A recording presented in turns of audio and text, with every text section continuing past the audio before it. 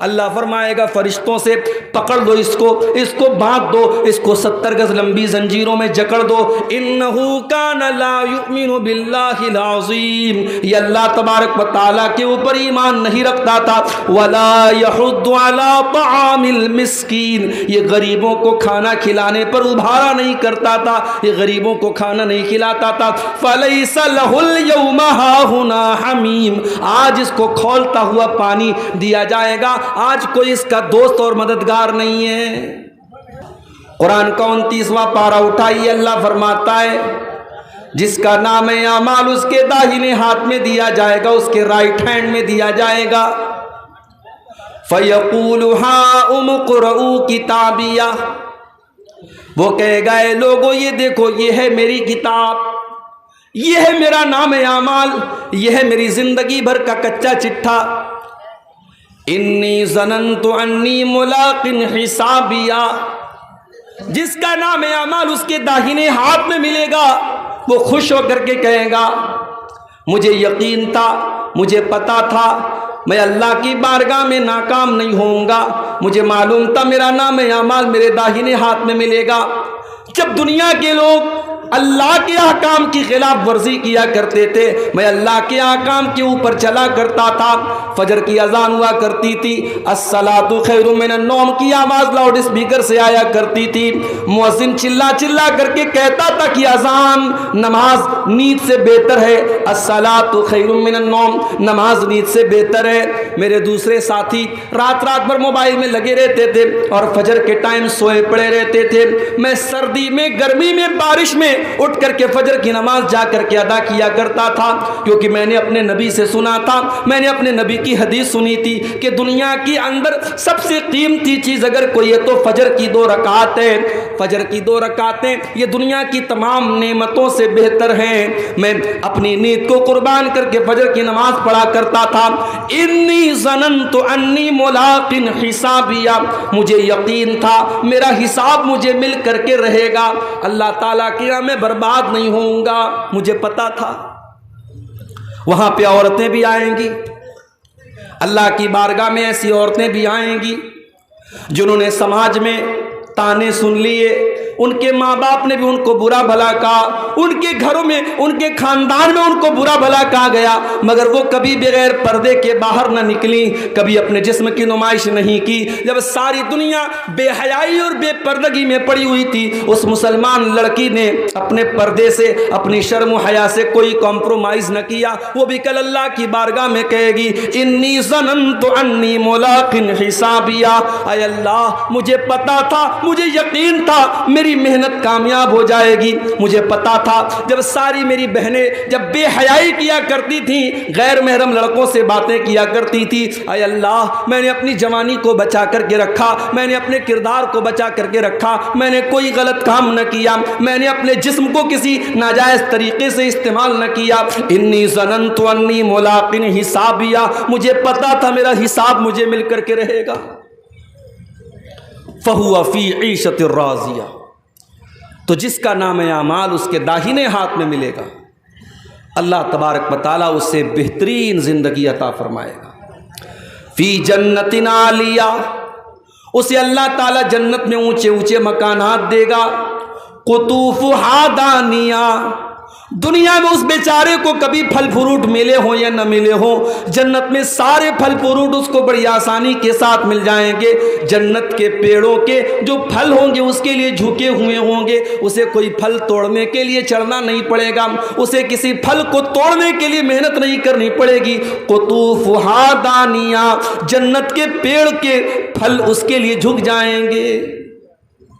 اللہ فرمائے گا کلوا واشربوا ہنیئا بما اسلفتم فی الایام الخالیہ، میرے بندو تم نے دنیا میں بڑی محنت کی ہے، تم نے اللہ کو راضی کرنے کے لیے بڑی قربانیاں دی ہیں، بڑے امتحان جھیلے ہیں، میرے بندو تمہارے کھانے اور پینے کے دن ہیں، آج تمہارے موج کرنے کے دن ہیں، آج تمہارے مزے لینے کے دن ہیں، تم خوب کھاؤ، خوب پیو، خوب اپنی لذتوں سے فائدہ اٹھاؤ۔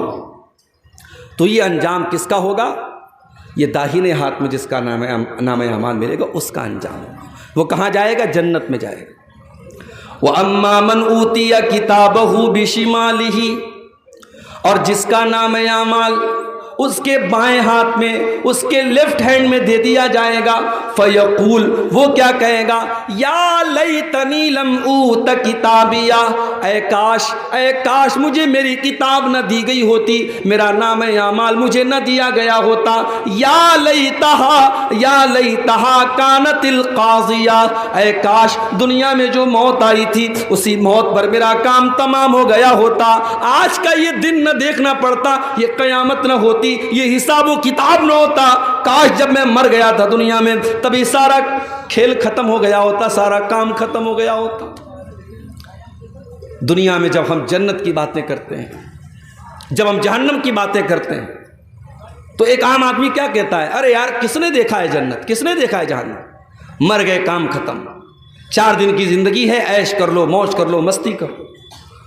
دنیا میں ایک انسان کی سوچ یہ ہوتی ہے، ایک انسان کی مینٹیلٹی یہ ہوتی ہے، لیکن قیامت کے دن جب بائیں ہاتھ میں نام اعمال ملے گا تب سوچ بدل جائے گی، تب کیا کہے گا، یا لیتہا کانت القاضیہ، اے اللہ میں بہت بڑے دھوکے میں پڑا ہوا تھا، میں تو دنیا میں کہا کرتا تھا کہ جنت اور جہنم نام کی کوئی چیز نہیں ہے، قیامت نام کی کوئی چیز نہیں ہے، میں تو کہا کرتا تھا کہ مر گئے تو کام ختم ہو گیا، اے کاش میری وہ بات سچی ہوئی ہوتی، کاش دنیا میں جو موت آئی تھی اسی موت پر کھیل ختم ہو گیا ہوتا، ما اغنا عنی مالیا، میرا مال، میرا پیسہ، میری دولت میرے کوئی کام نہیں آیا، جو میں نے بیاج کے ذریعے پیسہ کمایا تھا، جو پڑوسیوں کا حق مارا تھا، جو بھائیوں کا حق مارا تھا، جو بہنوں کا حق مارا تھا، بڑی دولت میں نے اکٹھا کر لی تھی، بڑی پراپرٹی میں نے بنا لی تھی، ما اغنا عنی مالیا، میرا مال میرے کوئی کام نہیں آیا،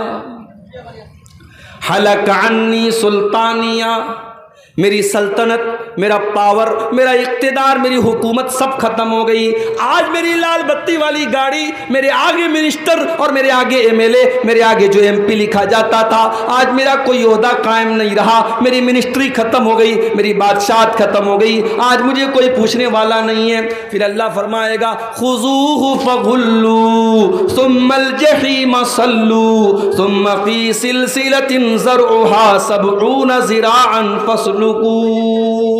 اللہ فرمائے گا فرشتوں سے پکڑ دو اس کو باندھ دو، اس کو 70 گز لمبی زنجیروں میں جکڑ دو، انہو کان لا یؤمن باللہ العظیم، یہ اللہ تبارک و تعالیٰ کے اوپر ایمان نہیں رکھتا تھا، ولا یحض علی طعام المسکین، یہ غریبوں کو کھانا کھلانے پر ابھارا نہیں کرتا تھا، یہ غریبوں کو کھانا نہیں کھلاتا تھا، فلیس لہ اليوم ہاہنا حمیم، آج اس کو کھولتا ہوا پانی دیا جائے گا، آج کوئی اس کا دوست اور مددگار نہیں ہے۔ میرے بھائیوں، دنیا میں ہم اور آپ جس کو بھی کامیابی سمجھتے ہیں، دنیا میں ہم کس کو کامیابی سمجھتے ہیں؟ دنیا میں ہماری نظر میں کامیابی یہی ہے کہ پورنیہ شہر کے اندر بہترین مکان مل جائے، کامیاب ہو گئے ہم، گورنمنٹ جاب مل جائے، کامیاب ہو گئے ہم، سماج میں عزت مل جائے، کامیاب ہو گئے ہم، کوئی کرسی مل جائے، کوئی پاور مل جائے، کامیاب ہو گئے ہم۔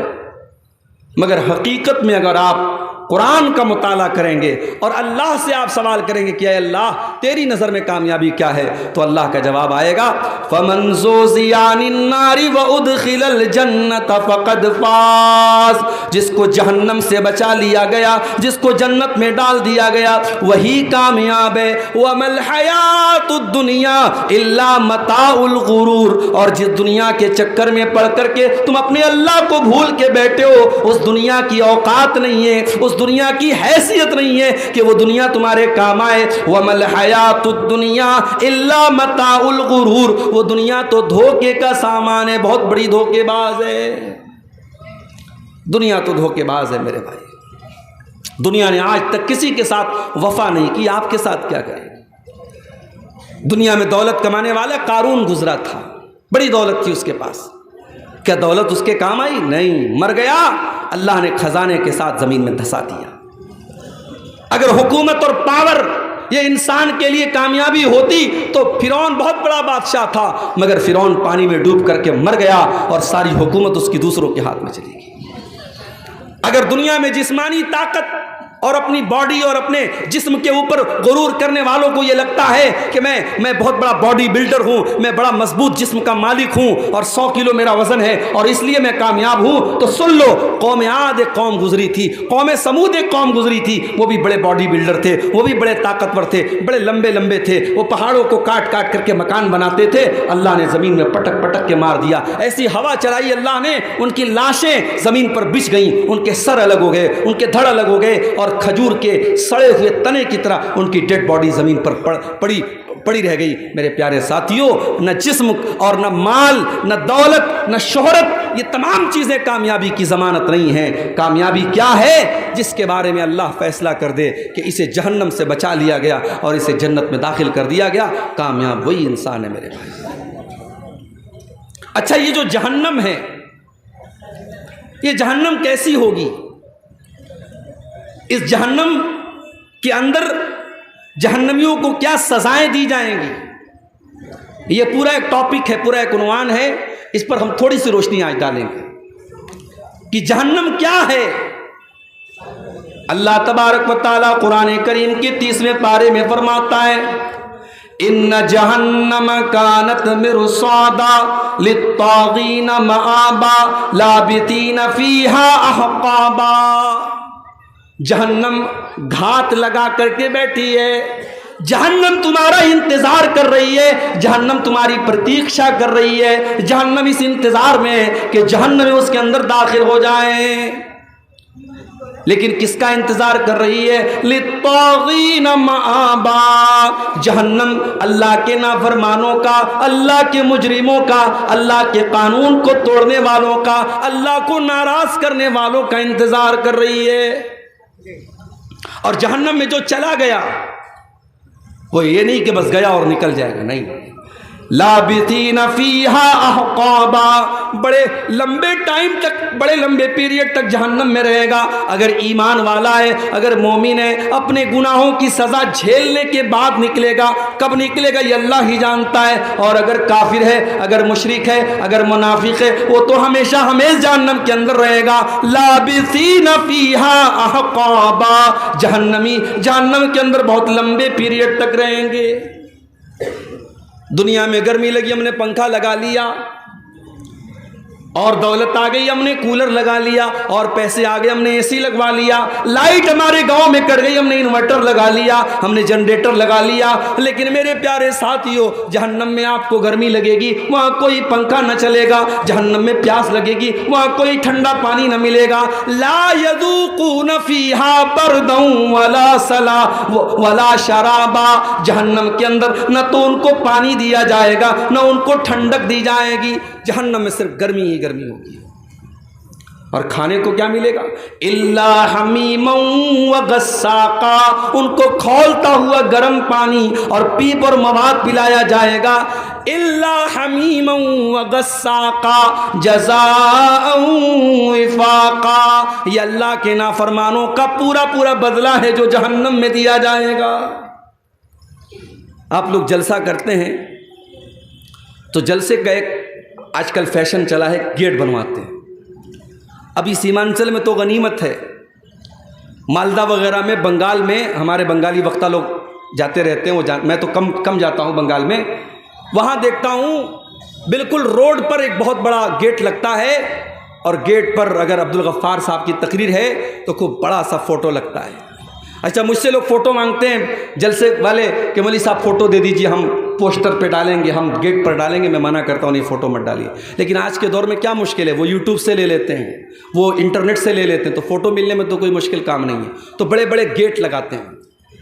یہ گیٹ کیوں لگتا ہے بھائی؟ میاں بازار میں پروگرام ہے، باہر مین روڈ پر ہم نے گیٹ لگایا، اس بات کا سنکیت ہے، اس بات کی علامت ہے کہ ہاں یہاں پہ جلسہ ہو رہا ہے۔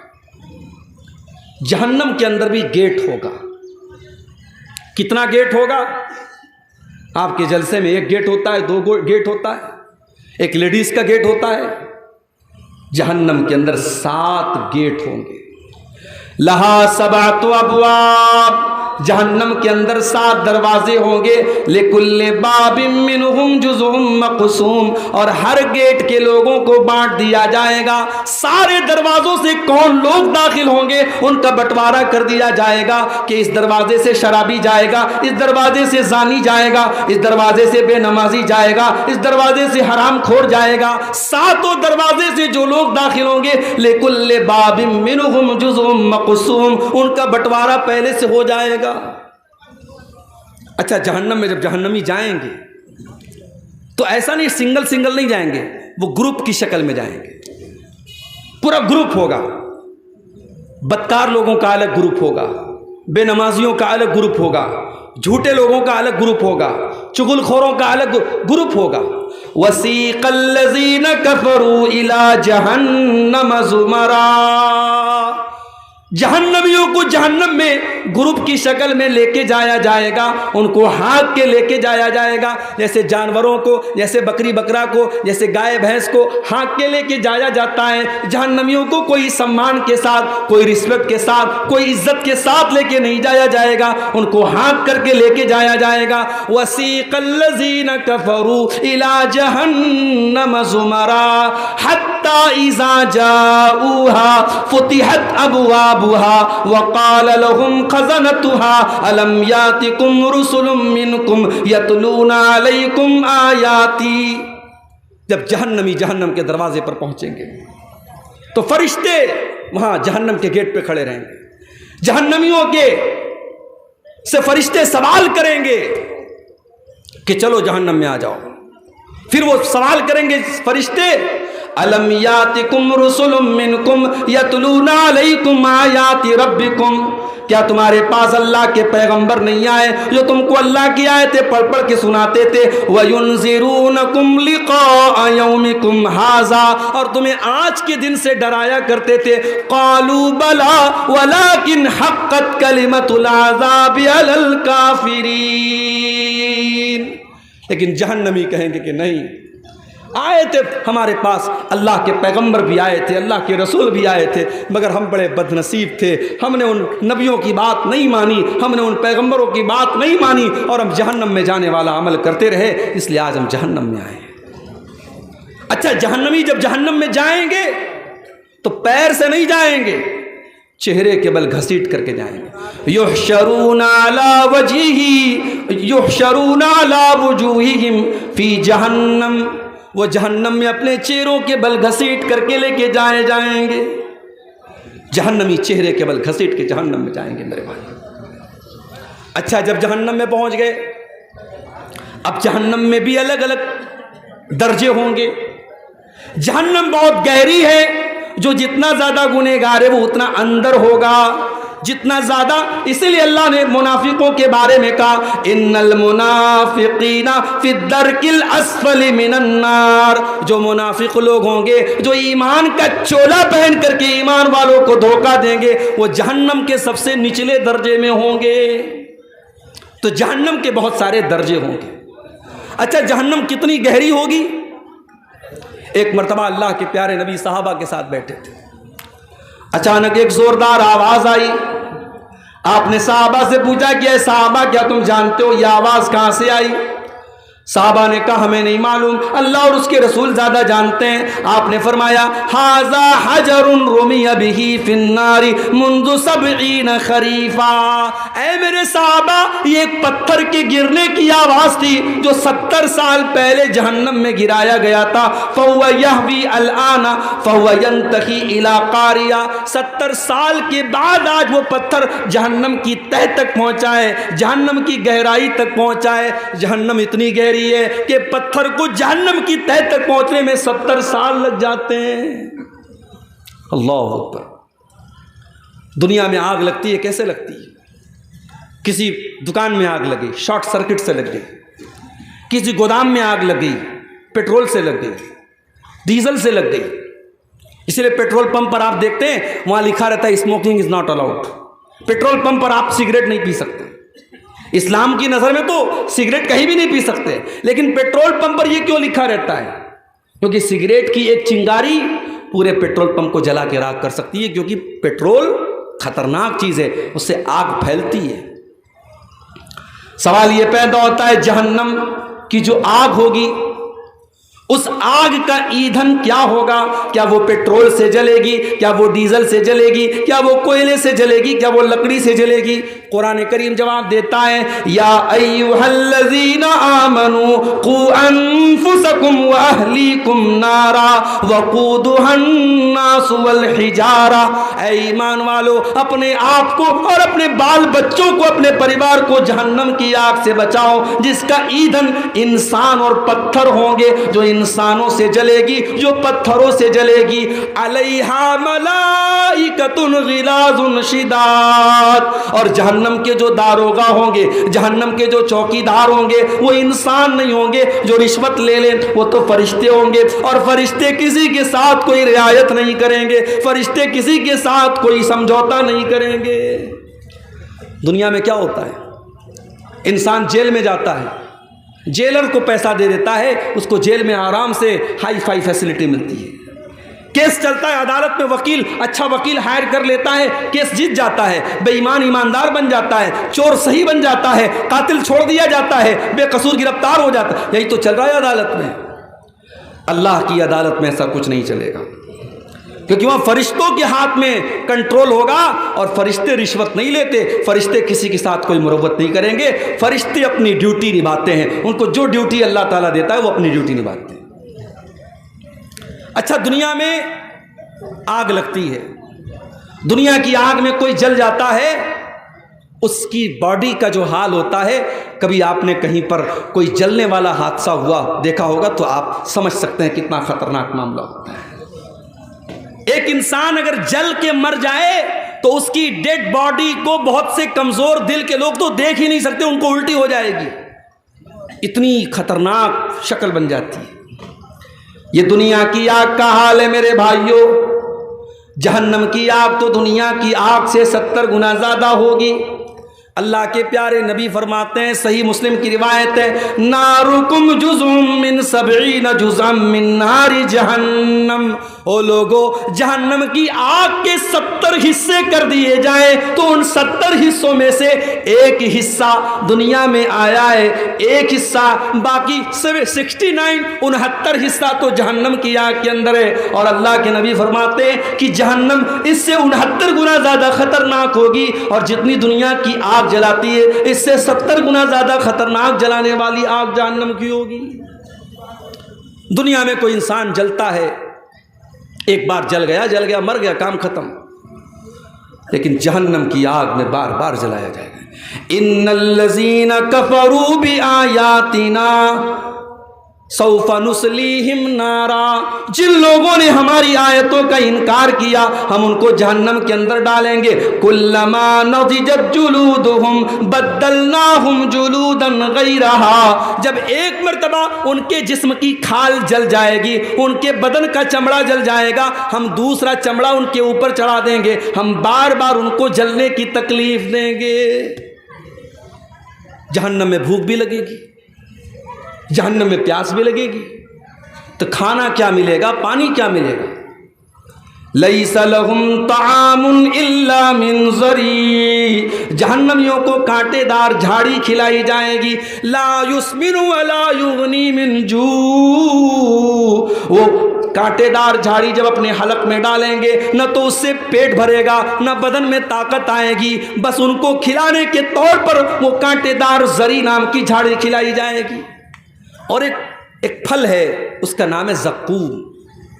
یہ زقوم کا پیڑ جو ہے یہ جہنم کے اندر نکلے گا۔ جب اللہ تعالیٰ نے زقوم کا ذکر کیا تو کافروں نے مذاق اڑایا کہ دنیا میں آج تک کبھی ہم نے تو یہ نہیں دیکھا کہ آگ میں سے پیڑ نکلتا ہو، یہ کون سا پیڑ ہے جو جہنم کے اندر سے نکلے گا؟ اللہ نے فرمایا انا جعلناها فتنة للظالمین، ہم نے زقوم کے درخت کو آزمائش بنا دیا، ہم نے فتنہ بنا دیا ظالموں کے لیے۔ انها شجرة تخرج في اصل الجحیم، یہ زقوم کا درخت جہنم کی جڑ میں نکلے گا، طلعها كأنه رؤوس الشیاطین، اور اس کا جو پھل ہوگا اتنا خطرناک دیکھنے میں ہوگا جیسے شیطان کا سر ہے، شیطان کے سر کی طرح دیکھنے میں خطرناک ہوگا، اور وہ زقوم کا درخت جہنمیوں کو کھلایا جائے گا۔ وہ اتنا کڑوا کسیلا ہوگا کہ ان کے پیٹ میں جا کر کے بدہضمی کرے گا. فَمَالِئُونَ مِنْهَا الْبُطُونَ، جہنمی اسی زقوم کو کھا کر کے اپنا پیٹ بھریں گے. ثُمَّ إِنَّ لَهُمْ عَلَيْهَا لَشَوْبًا مِّنْ حَمِيمٍ، پھر ان کو کھولتا ہوا پانی بھی دیا جائے گا. ایک تو زقوم اپنے آپ میں خود ہی کڑوا ہوگا اور اس کے اوپر سے کھولتا ہوا پانی ان کو پلایا جائے گا. یہ تکلیف، یہ ٹارچر، یہ اذیت جہنمیوں کو دی جائے گی. میرے پیارے ساتھی، دنیا میں ہم گرمی میں کاٹن کے کپڑے پہنتے ہیں اور سوتی چادر بچھا کے ہم سوتے ہیں. سردی کا موسم آتا ہے ہم کمبل اوڑھ لیتے ہیں، ہم اون کا کپڑا پہنتے ہیں. جہنمیوں کو کون سا کپڑا پہنایا جائے گا؟ فَالَّذِينَ كَفَرُوا قُطِّعَتْ لَهُمْ ثِيَابٌ مِّن نَّارٍ، جہنمیوں کے لیے آگ کے کپڑے کاٹے جائیں گے، وہ آگ کا کپڑا پہنیں گے. فَالَّذِينَ كَفَرُوا قُطِّعَتْ لَهُم مِّن ثِيَابٍ يُصَبُّ مِّن فَوْقِ رُؤُوسِهِمُ الْحَمِيمُ، ان کے سروں کے اوپر سے کھولتا ہوا پانی ڈالا جائے گا.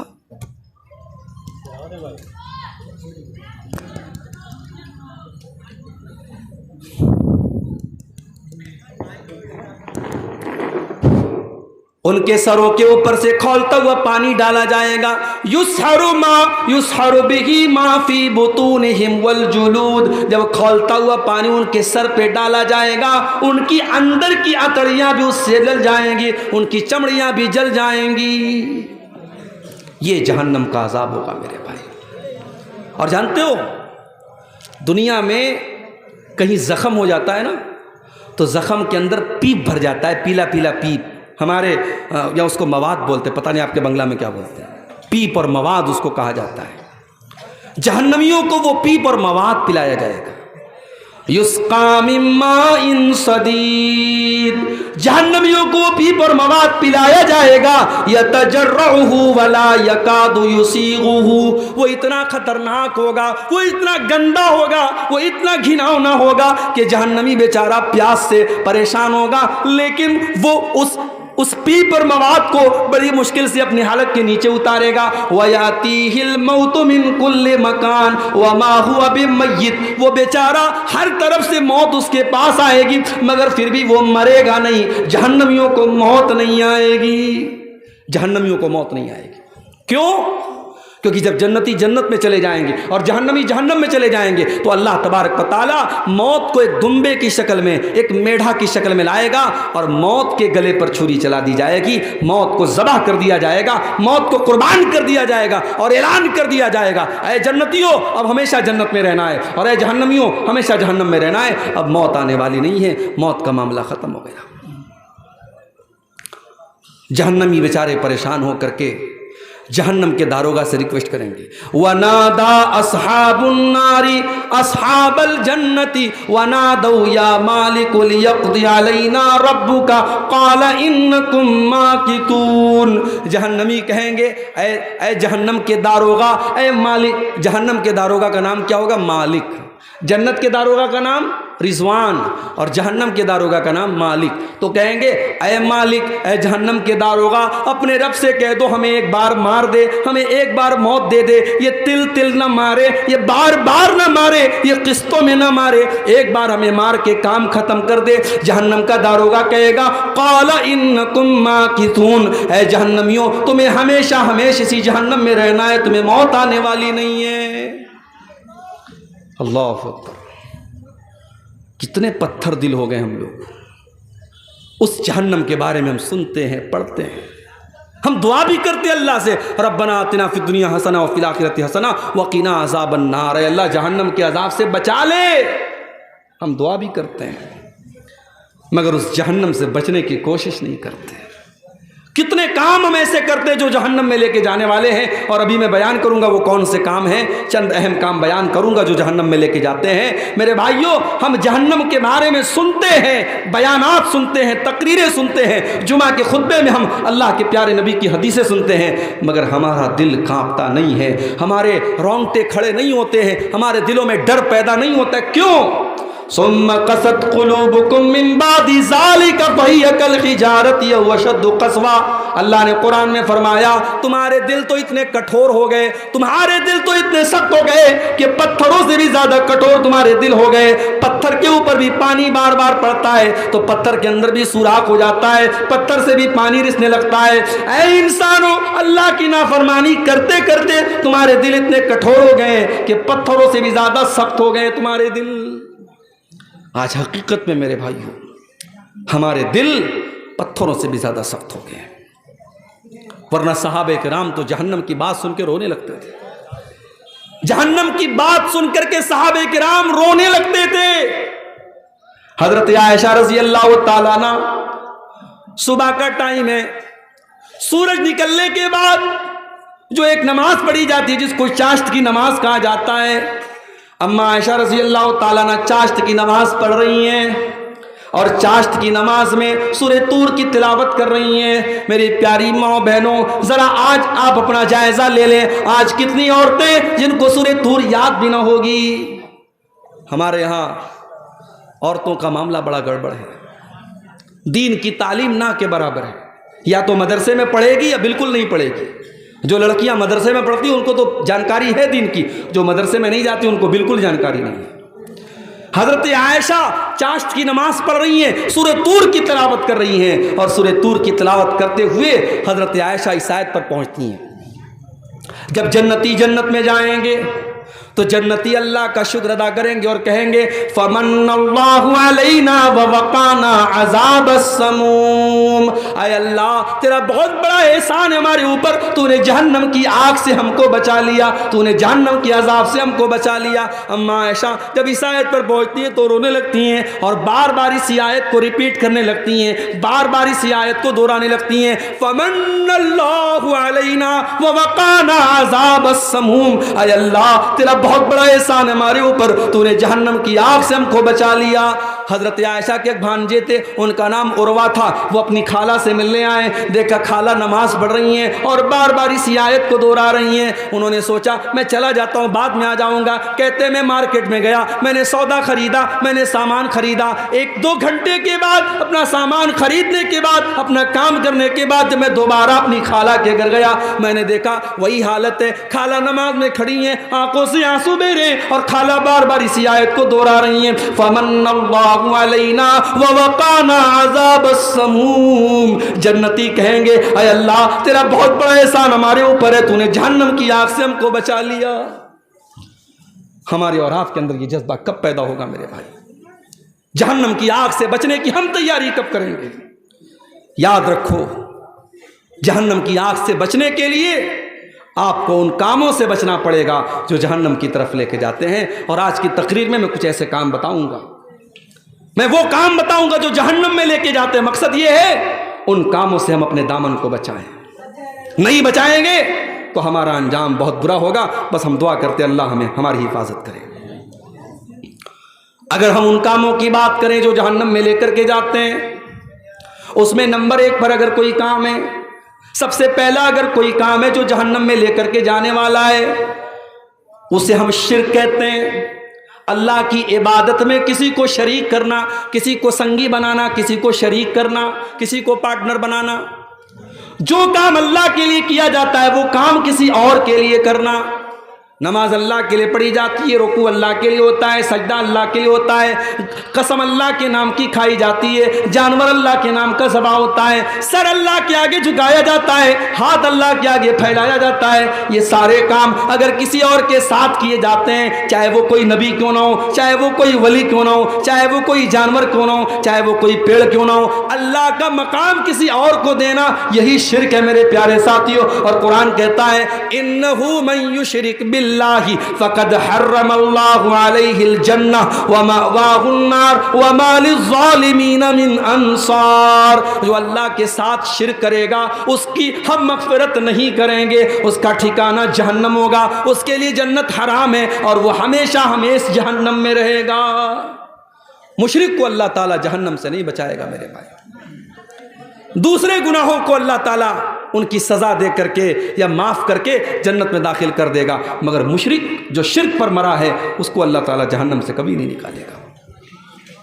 پورے قرآن میں اللہ نے کسی اور گناہ کے بارے میں اتنی سخت بات نہیں کی جتنی اللہ نے شرک کے بارے میں بات کہی. ان اللہ لا یغفر ان یشرک بہ ویغفر ما دون ذلک لمن یشاء. اللہ تعالیٰ شرک کو معاف نہیں کرے گا. معاف کرنا تو بڑی دور کی بات ہے.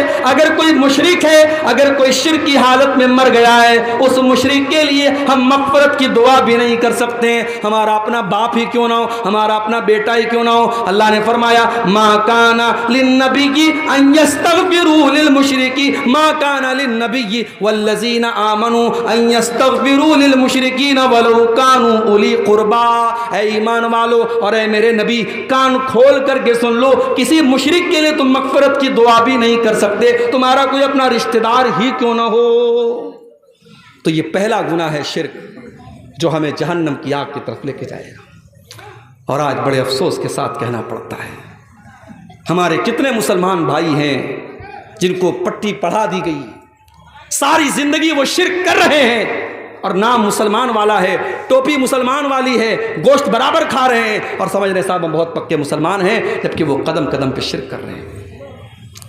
میرے پیارے ساتھیوں، اتنا خطرناک گناہ ہے یہ شرک، اتنا خطرناک گناہ ہے یہ شرک کہ اگر انسان شرک کر کے اللہ تعالیٰ کیا گیا ہے، وہ نماز لاکھوں پڑھ کے گیا ہو، وہ روزہ لاکھوں رکھ کے گیا ہو، اس نے سینکڑوں حج اور عمرے کر لیے ہو، اللہ فرماتا ہے اپنے نبی سے قرآن میں کہ اے نبی آپ بھی سن لیجئے، اے نبی لئن اشرکت لیحبطن عملک ولتکونن من الخاسرین. اے نبی اگر آپ نے بھی شرک کر دیا تو آپ کی بھی ساری نیکیاں برباد ہو جائیں گی، آپ کی ساری عبادتیں برباد ہو جائیں گی.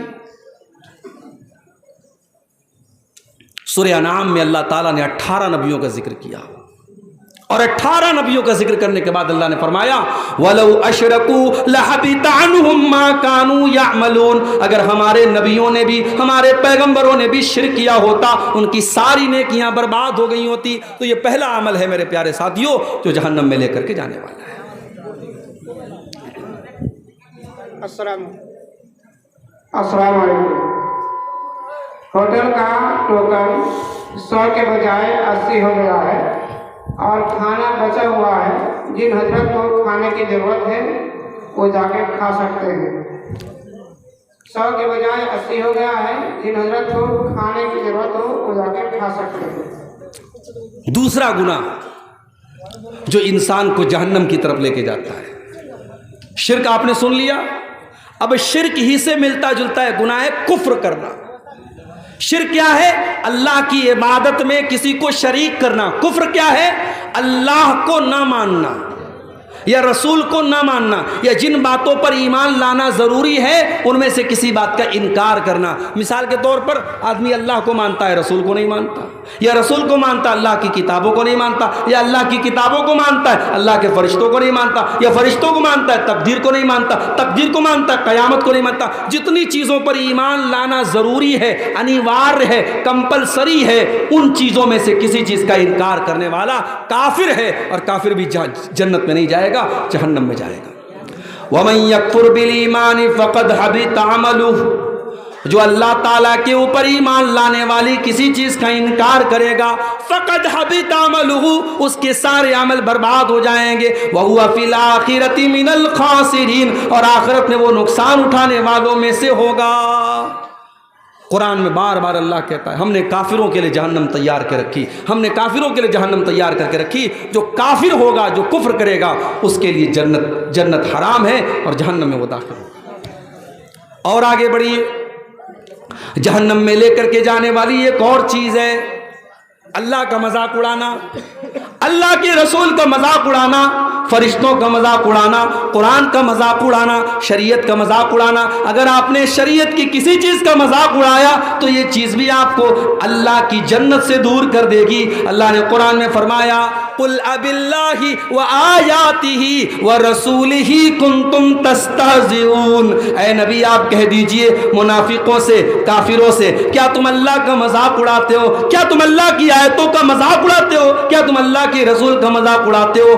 لا تعتذروا قد کفرتم بعد ایمانکم. اے کافرو تم جتنا بھی بہانہ کر لو، اے منافقو تم جتنا بھی بہانہ کر لو، جب تم نے اللہ کا مذاق اڑا لیا، جب تم نے رسول کا مذاق اڑا لیا، جب تم نے اللہ کے فرشتوں کا مذاق اڑا لیا تو تم کافر ہو گئے، تم برباد ہو گئے۔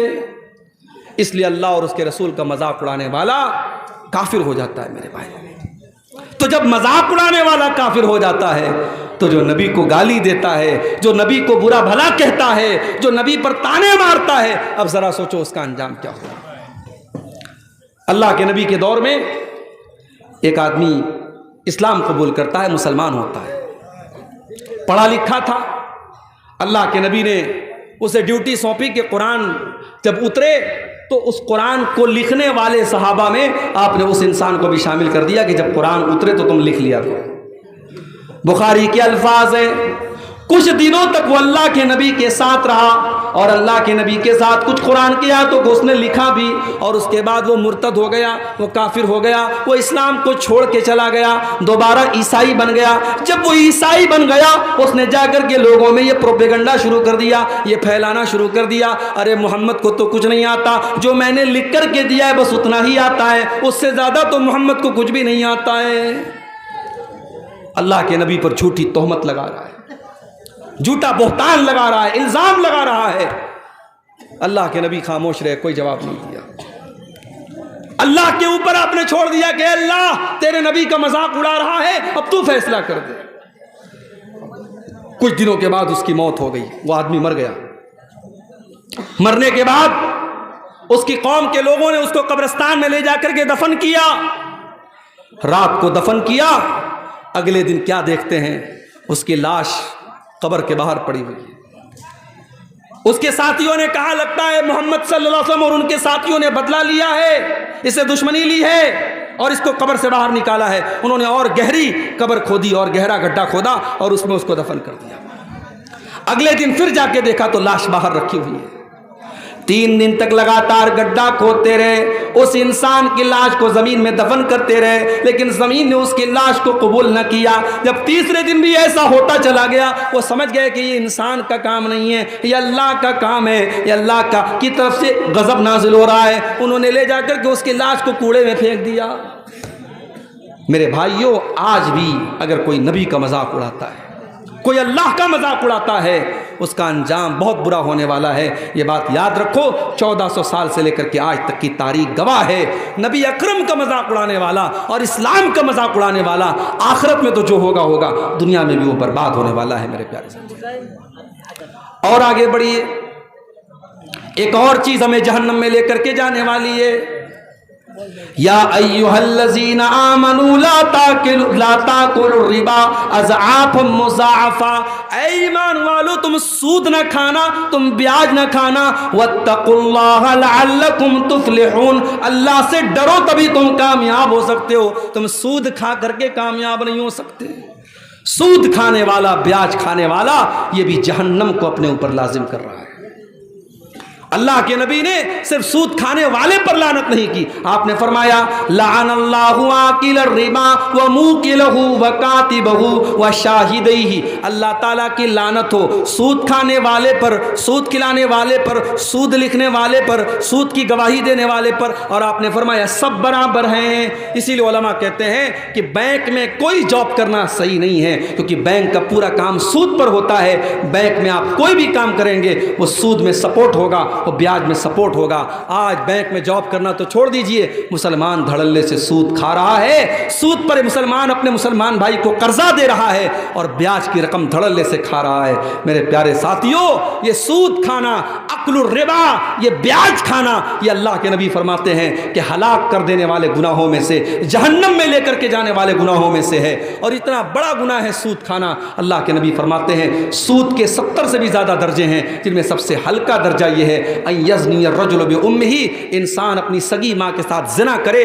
جتنا بڑا پاپ یہ ہے، اس سے بھی کہیں بڑا پاپ یہ ہے کہ انسان سود کھائے۔ اللہ ہم سب کی حفاظت کرے۔ آج سود الگ الگ شکلوں میں ہمارے اور آپ کے گھروں میں داخل ہو رہا ہے میرے پیارے ساتھیوں۔ اب یہاں ایک سوال لوگ پوچھتے ہیں کہ بینک میں ہم جو سیونگ اکاؤنٹ کھولتے ہیں، آج کے دور میں جو ہمارے ملک کے حالات ہیں، ہم بغیر بینک کے اکاؤنٹ کے کوئی کام نہیں کر سکتے، ہر چیز میں بینک میں اکاؤنٹ کی ضرورت پڑتی ہے، اور سیونگ اکاؤنٹ میں بینک میں انٹرسٹ انٹرسٹ آتا ہے تو اس انٹرسٹ کا ہم کیا کریں، اس بیاج کا ہم کیا کریں؟ اس کا صحیح جواب یہ ہے جو جواب علماء نے دلائل کی روشنی میں دیا ہے کہ اگر بینک میں آپ کو انٹرسٹ مل رہا ہے، بیاج مل رہا ہے، اس پیسے کو آپ اپنے اوپر استعمال نہیں کریں گے، اس پیسے کو آپ اپنے اوپر استعمال نہیں کریں گے۔ جن علماء نے کہا اس سے راستہ بنا دیا جائے، اسے لیٹرین بنا لی جائے، وہ بالکل صحیح بات نہیں ہے۔ راستہ ہماری ضرورت کی چیز ہے، لیٹرین ہماری ضرورت کی چیز ہے۔ ہم بیاج کے پیسے سے نہ راستہ بنا سکتے ہیں نہ لیٹرین بنا سکتے ہیں۔ اب اس پیسے کو ہم کیا کریں گے؟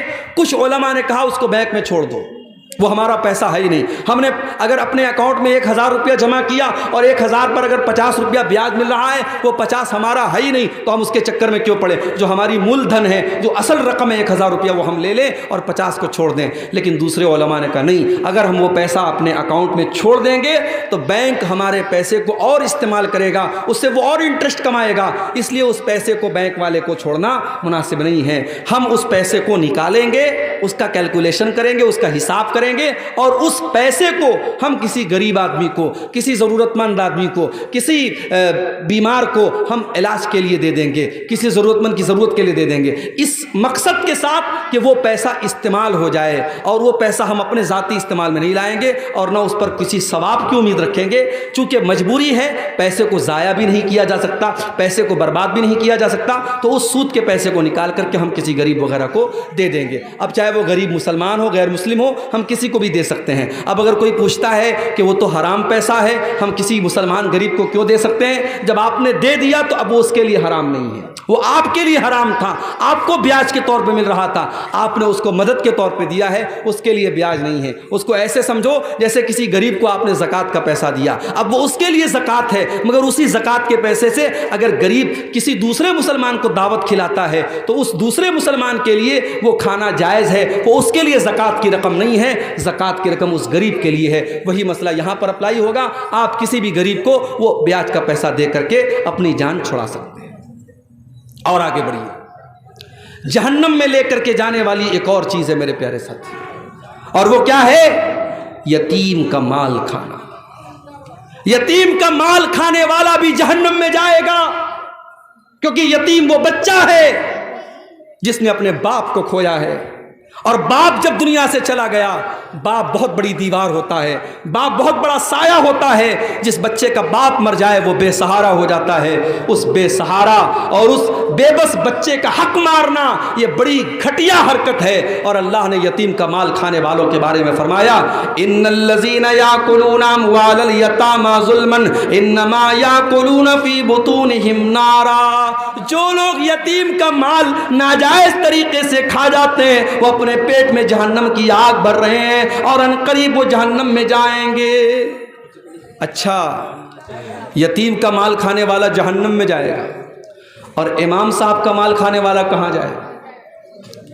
5 ٹائم کی نماز پڑھانے والا مولوی جو دنیا کی سب سے خطرناک ڈیوٹی نبھا رہا ہے، دنیا میں سارا محلہ، سارا گاؤں سویا رہے، مسجد کا امام اگر کسی دن سویا رہ جائے اور فجر میں ٹائم سے نہ پہنچ پائے تو پورا محلہ گریبان پکڑ کے حساب لیتا، مولوی صاحب فجر میں آپ نہیں اٹھے، فجر میں آپ نہیں اٹھے، اور اس کو تنخواہ کتنی دیتے ہو؟ ابھی لیٹسٹ واقعہ ہوا ہے ہمارے اتر پردیش میں، کانپور میں ایک جگہ ہے، اس جگہ کا نام ہے پھپھوند، سنا ہوگا آپ نے، سوشل میڈیا پہ دیکھا ہوگا۔ مولوی صاحب بیچارے نوجوان آدمی، 5000 روپیہ سیلری ان کو مل رہی تھی، پنکھے سے لٹک کر کے انہوں نے جان دے دی، سوسائڈ کر لیا۔ امام صاحب کا کمرہ کھولا گیا تو امام صاحب کی لاش ملتی ہے۔ یہ قوم صرف یتیموں کا مال نہیں کھا رہی ہے، یہ قوم اپنے اماموں اور اپنے مسجدوں کے اماموں اور حافظوں کا بھی خون چوس رہی ہے۔ میرے پیارے ساتھیوں، اس قوم کے پاس شادی میں اڑانے کے لیے لاکھوں ہیں، حرام راستوں پہ خرچ کرنے کے لیے کروڑوں ہیں، اور مسجدوں میں ڈھنگ کے امام رکھنے کے لیے اس کے پاس تنخواہ کے پیسے نہیں ہیں۔ جب امام صاحب نماز پڑھاتے ہیں تو یہ قوم کہتی ہے امام صاحب تھوڑا اور اچھی قرأت کیجیے۔ امام تلاش کرتی ہے تو سوچتی ہے کہ امام عبدالرحمن السدیس کا اور امام سعود الشریم کی آواز والا ہم کو امام مل جائے، اور تنخواہ کیا دے گی؟ 5000 روپیہ۔ میرے پیارے ساتھیوں، اگر یتیم کا مال کھانے والا جہنم کی آگ میں جائے گا تو اپنے قوم کے مولویوں اور اماموں اور ٹیچروں کا خون چوسنے والے ابھی کتنے ٹیچر ہیں مدرسوں میں، ان بیچاروں کی تنخواہ 4,000-5,000 روپیہ ہے، اور وہ 5,000 روپیہ تنخواہ بھی ان کو مدرسے کا مینجمنٹ کہتا ہے، مدرسے کے ناظم کہتے ہیں، مدرسے کی کمیٹی کہتی ہے کہ مولوی صاحب آپ کے پیسے کے برابر ہمارے پاس بجٹ میں پیسہ نہیں ہے، آپ جائیے چندہ کر کے لائیے، اسی میں سے آپ اپنی تنخواہ لے لیجئے۔ یعنی مولوی بیچارہ مدرسے میں پڑھائے بھی، اور اس کے بعد سیلری جب ملنے کا ٹائم آئے تو وہ چندہ کر کے اپنی سیلری لائے۔ میرے پیارے ساتھیوں، ڈوب مرے ہم، شرم سے ڈوب مرے، چلو بھر پانی میں ڈوب مرے۔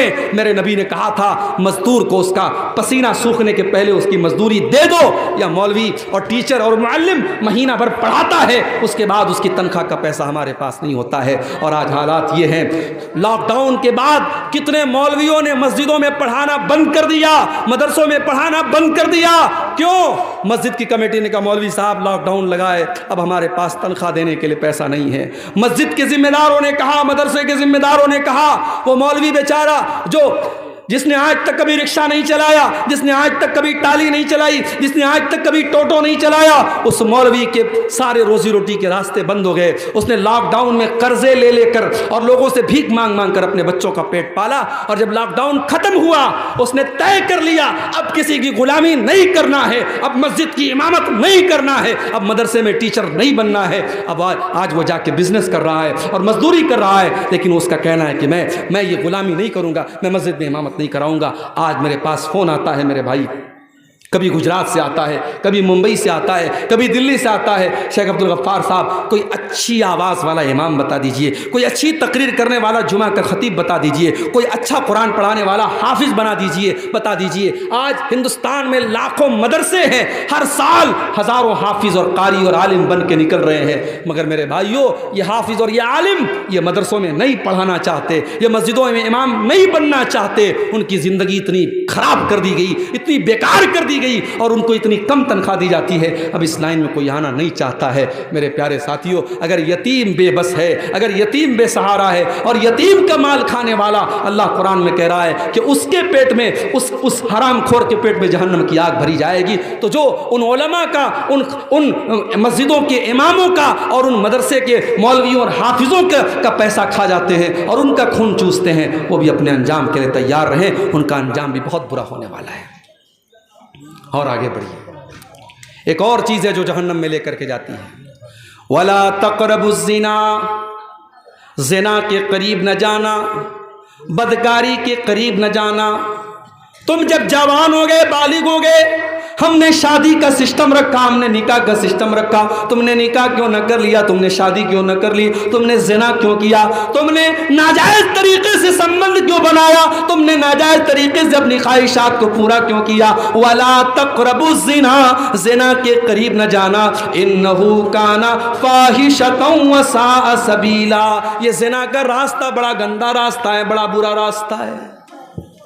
اللہ کے نبی جب فجر کی نماز پڑھاتے تھے، فجر کی نماز پڑھا کے مصلی پر بیٹھے رہتے تھے اور صحابہ سے پوچھتے تھے، صحابہ کیا آج آپ لوگوں نے کوئی خواب دیکھا ہے، کوئی سپنا دیکھا ہے؟ اگر کوئی صحابی کوئی سپنا دیکھتے تھے، کوئی خواب دیکھتے تھے، بیان کرتے تھے، اور کبھی کبھی اللہ کے نبی اپنا بھی خواب بیان کرتے تھے۔ ایک دن آپ نے اپنا خواب بیان کیا، میں سویا ہوا تھا، 2 فرشتے میرے پاس آئے اور مجھے لے کر کے گئے اور بہت ساری چیزیں مجھے دکھائیں۔ جب میں چل رہا تھا ان فرشتوں کے ساتھ تو میں نے دیکھا ایک جگہ ایک تندور بنا ہوا ہے۔ اب پتہ نہیں تندور کو آپ کی بنگلہ زبان میں کیا بولتے ہیں، جو روٹی جہاں بنتی ہے، جس دکان پہ آپ نے دیکھا ہوگا ایک چولہا ٹائپ کی ایک چیز ہوتی ہے جس کے اندر روٹی کو پکاتے ہیں، اس کو تندور بولتے ہیں۔ تو اللہ کے نبی نے کہا کہ میں نے تندور کے جیسی ایک چیز دیکھی، فَإِذَا فِيهِ لَغَةٌ وَأَصْوَاتٌ، میں نے دیکھا کہ اس کے اندر سے چلانے کی آواز آ رہی ہے، اس کے اندر سے چیخنے کی آواز آ رہی ہے۔ میں نے فرشتوں سے پوچھا یہ کن لوگوں کی آواز ہے؟ فرشتوں نے کہا بھی آپ آگے چلیے، ہم بعد میں بتائیں گے۔ جب بعد میں اللہ کے نبی نے پوچھا وہ کس کی آواز تھی، تو فرشتوں نے کہا ہؤلاء الزناۃ والزوانی، اے اللہ کے نبی یہ زانیوں، یہ زناکار مردوں کی اور زناکار عورتوں کی آواز تھی، ان کے نیچے سے جہنم کی آگ کا انگارہ اور جہنم کی آگ ان کی شرمگاہ کے اندر داخل ہوتی ہے، اور اس کرتوت کی سزا ان کو اس طریقے سے برابر جہنم میں ملتی رہے گی کہ ان کو ایک تندور میں ڈالا جائے گا، اور جس طریقے سے تندور میں کسی چیز کو پکایا جاتا ہے، ان حرام کھوروں، ان زانیوں اور ان بدکاروں کی شرمگاہ میں آگ کے شعلے جائیں گے اور وہ چلائیں گے اور چیخیں گے۔ اللہ کے نبی نے یہ عذاب کا منظر دیکھا تھا۔ آج حالات کیا ہے میرے بھائی؟ آج حالات یہ ہے، اسی سیمانچل میں لوگوں نے مجھے بتایا کہ کتنے لڑکی اور لڑکی جب ناجائز تعلق بنا لیتے ہیں اور پکڑے جاتے ہیں تو پنچایت یہ فیصلہ سناتی ہے کہ لڑکا اور لڑکی دونوں نے غلط کام کیا ہے، لیکن سزا لڑکے کو دی جائے گی۔ لڑکے پر 1 لاکھ روپے کی پینالٹی لگائی جاتی ہے اور وہ 1 لاکھ لڑکا اس لڑکی کے گھر والوں کو دیتا ہے۔ اور مجھے یہاں تک لوگوں نے بتایا کہ بعض بے غیرت اور بے شرم لڑکیاں اس کو پیشہ بنا لیتی ہیں اور الگ الگ لڑکوں کو پھنساتی ہیں، اور جب یہ معاملہ کیس جب یہ پنچایت میں جاتا ہے تو یہی فیصلہ سنایا جاتا ہے کہ لڑکا 1 لاکھ روپیہ جو ہے اس کو دے، اور اس طریقے سے اس کا کام چلتا ہے۔ میرے بھائیوں، زناکار مرد اور زناکار عورت یہ دونوں سوسائٹی کے لیے بہت بڑا عذاب ہیں۔ اللہ نے سورہ نور کے اندر فرمایا الزانیۃ والزانی فاجلدوا کل واحد منہما 100 جلدہ، زناکار مرد کو اور زناکار عورت کو اگر وہ کنوارے ہیں تو 100 کوڑے کی سزا دے دو، 100 کوڑے ان کو مارو، اور جب یہ سزا دو تو کسی بند کمرے میں مت دو۔ اللہ نے فرمایا وَلْيَشْهَدْ عَذَابَهُمَا طَائِفَةٌ مِّنَ الْمُؤْمِنِينَ، زناکار مرد کو اور زناکار عورت کو کھلے عام یہ سزا دی جائے، اگر وہ کنوارا ہے تو 100 کوڑے کی سزا دی جائے گی اور شہر سے نکال دیا جائے گا 1 سال کے لیے، اور اگر شادی شدہ ہے، اگر لڑکی شادی شدہ ہے، اگر لڑکا شادی شدہ ہے تو شریعت کا یہ فیصلہ ہے کہ اس کو رجم کر دیا جائے گا، اس کو پتھروں سے مار مار کے ختم کر دیا جائے گا، اس کو سزائے موت دے دی جائے گی۔ اور مجھے اسٹیٹمنٹ یاد آتا ہے راج ٹھاکرے کا، جب دلی میں نربھیا کانڈ ہوا تھا اور ایک لڑکی کو 18-19 سال کی لڑکی کو چلتی بس میں اس کے ساتھ ریپ کیا گیا اور اس کی شرمگاہ میں بڑی بے رحمی سے اس کو زخمی کیا گیا اور اس کے ساتھ جانوروں جیسا سلوک کیا گیا، تو اس وقت میڈیا میں وہ کانڈ بہت زیادہ پھیلا تھا۔ اس وقت راج ٹھاکرے نے ایک اسٹیٹمنٹ دیا تھا، اس نے کہا تھا کہ اگر زنا کی سزا اور بلاತ್ಕಾರ کی سزا وہ دے دی جائے جو اسلام نے مقرر کی ہے اور جو قرآن نے بتائی ہے تو شاید یہ ریپ کے کیس بند ہو جائیں گے۔ مگر ایک بات مجھے کہنے دیجئے کہ عدالت کی نظر میں ریپ کیا ہے؟ لڑکا لڑکی کے ساتھ زبردستی کرے تو یہ ریپ ہے، لیکن اسلام کی نظر میں اگر انلیگل طریقے سے، غیر قانونی طریقے سے اگر لڑکا لڑکی بغیر شادی کے، بغیر میرج کے اگر آپس میں سمبند بناتے ہیں تو یہ ریپ ہی کہلائے گا، یہ زنا ہی کہلائے گا اور دونوں کو سزا دی جائے گی۔ اگر آپس کی سہمتی سے یہ کام ہو رہا ہے تو دونوں کو سزا دی جائے گی، اور اگر لڑکا لڑکی کے ساتھ زبردستی کر رہا ہے تو لڑکی کو سزا نہیں دی جائے گی لیکن لڑکے کو سزا دی جائے گی۔ میرے پیارے ساتھیوں، یہ زنا سماج کے لیے بہت بڑا ناسور ہے، اور آج میں پھر وہی بات کہتا ہوں جو میں اکثر اپنی تقریروں میں کہتا ہوں کہ زناکاری کو اگر روکنا ہے ایک ہی طریقہ ہے میرے بھائیو، سیکنڈ کوئی آپشن نہیں ہے۔ آپ کو اپنی نوجوان نسل کو، اپنی بچیوں کو، اپنے بچوں کو اس دور میں جب بے حیائی پھیل چکی ہے اور موبائل ہر آدمی کے ہاتھ میں ہے اور ہر طریقے کی برائی آسان ہو چکی ہے اور بڑی آسانی سے زنا ہو سکتا ہے، اس دور میں اگر اپنے بچوں کو زنا سے بچانا ہے بس ایک ہی راستہ ہے میرے بھائی، نکاح کو آسان کر دو۔ لڑکی 18 سال کی 19 سال کی ہو گئی، لڑکا 20 سال کا 22 سال کا ہو گیا، شادی کے قابل ہو گئے، شادی کی عمر ہو گئی، دیر مت کرو، بہانے نہ کرو، جہیز کا لالچ چھوڑ دو، بارات کا چکر چھوڑ دو، رسم و رواج کی بیڑیاں چھوڑ دو، جو شریعت نے سکھایا ہے، جو اسلام نے سکھایا ہے، سمپل طریقے سے، سنت طریقے سے۔ ابھی کل ہتھیا دیارہ میں کٹیہار میں پروگرام تھا، وہاں ایک بھائی کی بات مجھے بہت اچھی لگی، انہوں نے کہا مولانا میرا ایک اللہ سے میں نے ایک وعدہ کیا ہے، عہد کیا ہے، دعا کیجیے اللہ مجھے اس عہد پر قائم رکھے۔ انہوں نے کہا کہ میرے کئی بچے ہیں، 4 بیٹے ہیں، میں نے یہ سوچا ہے میں کسی بیٹے کی شادی میں 1 پیسہ جہیز نہیں لوں گا، اور کل اللہ کے یہاں جب جاؤں گا اللہ پوچھے گا کیا عمل لے کے آیا ہے، تو توحید کی بات میں بیان کروں گا کہ اللہ یہ عمل میرا تو قبول کر لے کہ جس سماج میں جہیز لینے کا چلن تھا اور لوگ لالچ کرتے تھے، لاکھ روپے کی 10 لاکھ روپے کی ڈیمانڈ کرتے تھے، اے اللہ اس سماج میں نے 1 پیسہ جہیز نہیں لیا ہے، وہ عمل میں لے کر کے اللہ کے پاس جانا چاہتا ہوں۔ مولانا آپ میرے حق میں دعا کیجیے گا۔ مجھے بات بہت اچھی لگی، کاش یہ سوچ آپ کے میاں بازار کے اور اس جلسے میں اس مجلس میں بیٹھے ہر نوجوان کی اور اس کے گارجین کی ہو جائے۔ میرے پیارے ساتھیوں، آپ نکاح کو آسان کیجیے، آپ جہیز کا چکر چھوڑ دیجیے، بارات کا چکر چھوڑ دیجیے، اور پھر دیکھیے نکاح میں برکت ہوتی ہے کہ نہیں، پھر آپ کے گھر میں سکون آتا ہے کہ نہیں، پھر آپ کے گھر میں بھلائی آتی ہے کہ نہیں۔ آپ اگر زنا کو روکنا چاہتے ہیں تو آپ کو نکاح کو آسان کرنا پڑے گا۔ اور آگے بڑھیے، جہنم میں لے کر کے جانے والا ایک اور عمل ہے، اپنی ذمہ داری کو صحیح طریقے سے نہ نبھانا. اگر آپ اپنی ذمہ داری کو صحیح طریقے سے نہیں نبھا رہے ہیں تو آپ کے اوپر جنت حرام ہو جائے گی. اللہ کے نبی فرماتے ہیں، اللہ کے نبی فرماتے ہیں جس کو اللہ تعالیٰ کوئی ذمہ داری عطا کرتا ہے، جس کے اوپر کوئی ذمہ داری اللہ تعالیٰ عطا کرتا ہے، ثم یموت یوم یموت وہو غاش لرعیتہ الا حرم اللہ علیہ الجنہ. اگر وہ اپنی ذمہ داری کو صحیح طریقے سے نہیں نبھا رہا ہے اور اسی حالت میں مر جاتا ہے، اس کے اوپر جنت حرام ہو جائے گی. مدرسے کے ناظموں سن لو، مسجدوں کے متولیوں سن لو، اور گاؤں کے پردھانوں تم بھی سن لو، تمہارے کندھوں پر جو ذمہ داری ڈالی گئی ہے، اگر تم نے اپنی ذمہ داری کا حق ادا نہ کیا، اگر تم نے اپنی کرسی کا، اپنے پاور کا حق ادا نہ کیا، تم نے اپنی ذمہ داری کے ساتھ انصاف نہ کیا، اللہ کے نبی فرما رہے ہیں الا حرم اللہ علیہ الجنہ، ایسے انسان کے اوپر جنت حرام ہو جائے گی. اور یہاں ایک بات اور نوٹ کر لیجیے، جس طریقے سے مسجد کا متولی ایک ذمہ دار ہے، مدرسے کا سیکریٹری ایک ذمہ دار ہے، جس طریقے سے گاؤں کا پردھان ایک ذمہ دار ہے، اسی طریقے سے ہر گھر میں باپ اپنی اولاد کا ذمہ دار ہے، ماں اپنی بیٹیوں کی ذمہ دار ہے، بڑا بھائی چھوٹے بھائیوں کا ذمہ دار ہے، بڑی بہن چھوٹی بہنوں کی ذمہ دار ہے. ہم سب کے کندھوں پر کوئی نہ کوئی ذمہ داری ہے میرے پیارے ساتھیوں، اور اس ذمہ داری کے بارے میں بھی ہمیں جواب دینا پڑے گا. ماں باپ کو جواب دینا پڑے گا کہ تم تو راتوں میں تہجد پڑھا کرتے تھے، تمہارے گھر میں زنا کیسے ہو گیا، تمہاری بیٹی نے غلط قدم کیوں اٹھایا، تمہارا بیٹا رات میں 2-2 بجے تک کیا کرتا تھا.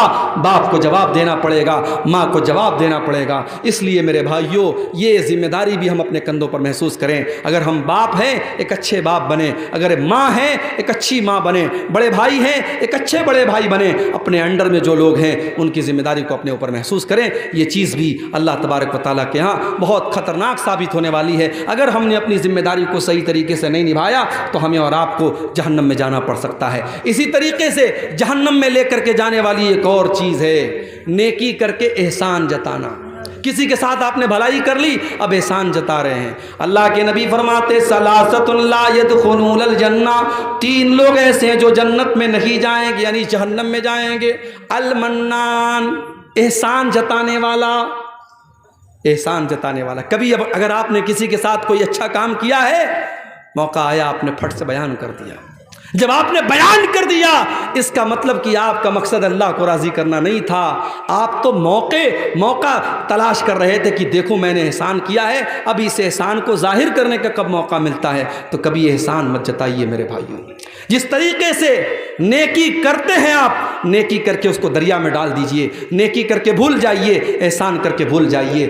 آج بھی بہت سے اللہ کے بندے ہیں، سردی کا موسم آتا ہے، اپنی کار سے جاتے ہیں، 10,000 روپے کا کمبل خریدتے ہیں اور غریبوں کی بستیوں میں جاتے ہیں. جو غریب بیچارہ رات میں سردی میں ٹھٹھرا لیٹا ہوا ہے، دھیرے سے جاتے ہیں، اس کو کمبل اڑا دیتے ہیں. کوئی کیمرہ نہیں ہے، کوئی میڈیا کوریج نہیں ہے، کوئی یوٹیوبر نہیں ہے، رات کا اندھیرا ہے، اللہ دیکھ رہا ہے. اور اس غریب کو بھی نہیں پتا کون سے سیٹھ جی آئے تھے، کون سے حاجی صاحب آئے تھے. حاجی صاحب اترے، سیٹھ جی اترے، اس غریب کو کمبل اڑا کے آگے بڑھ گئے. یہ نیکی میرے بھائیو اللہ کیا کام دے گی. نیکی کرو، دریا میں ڈال دو. یہ دور بڑا عجیب دور ہے میرے بھائی، یہ دور بڑا عجیب دور ہے. وہ دور ختم ہو گیا جب نیکی کر کے لوگ دریا میں ڈال دیتے تھے. اب لوگ نیکی کر کے یوٹیوب پر ڈالتے ہیں، اب لوگ نیکی کر کے فیس بک پر ڈالتے ہیں، اب نیکی کا پرچار کیا جاتا ہے. اب ایک ہی ہینڈ پمپ پر 10 بار پینٹ ہوتا ہے، ایک بار گرین ہوتا ہے، ایک بار بلو ہوتا ہے، ایک بار ریڈ ہوتا ہے.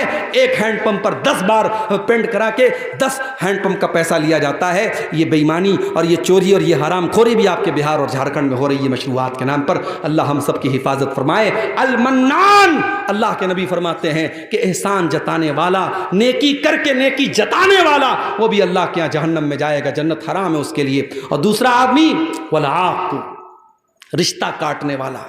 رشتہ کاٹنے والا، بھائی نے بھائی سے رشتہ کاٹ لیا، بھائی نے بہن سے رشتہ کاٹ لیا، بیٹے نے باپ سے رشتہ کاٹ لیا. ارے تو کون ہوتا ہے رشتہ کاٹنے والا؟ یہ رشتہ تیرا بنایا ہوا نہیں، یہ رشتہ رب کا بنایا ہوا ہے، یہ رشتہ اللہ کا بنایا ہوا ہے. اللہ نے تجھے کسی کا بھائی بنایا، اللہ نے کسی کا بھتیجا بنایا، اللہ نے کسی کا پوتا بنایا، اللہ نے کسی کا بیٹا بنایا. جب رشتے اللہ نے بنائے ہیں، رشتوں کو توڑنے والے تم کون ہوتے ہو؟ لا يدخل الجنت قاطعون، اللہ کے نبی کہتے ہیں رشتہ کاٹنے والا جنت میں نہیں جائے گا. میرے پیارے ساتھیوں، العاق کو اللہ کے نبی اس حدیث میں کہہ رہے ہیں رشتہ کاٹنے والا. اور جب رشتے کے کاٹنے کی بات آئی تو ایک بات اور سن لو، دوسرے رشتوں میں اگر آپ نے گڑبڑی کی تو کچھ تو معافی کی گنجائش ہے، لیکن اگر ماں باپ کے ساتھ گڑبڑی کی، جس ماں نے جنم دیا، جس باپ نے انگلی پکڑ کے چلنا سکھایا، جس ماں نے خون جگر پلا کے تجھے جوان کیا، اور جس باپ نے خون پسینہ ایک کر کے تجھے کسی قابل بنایا، اگر اس ماں کے ساتھ تو نے بدتمیزی کی، اس باپ کے ساتھ تو نے اگر بدتمیزی کی، اس ماں سے رشتہ تو نے توڑ دیا، اس باپ سے رشتہ توڑ دیا،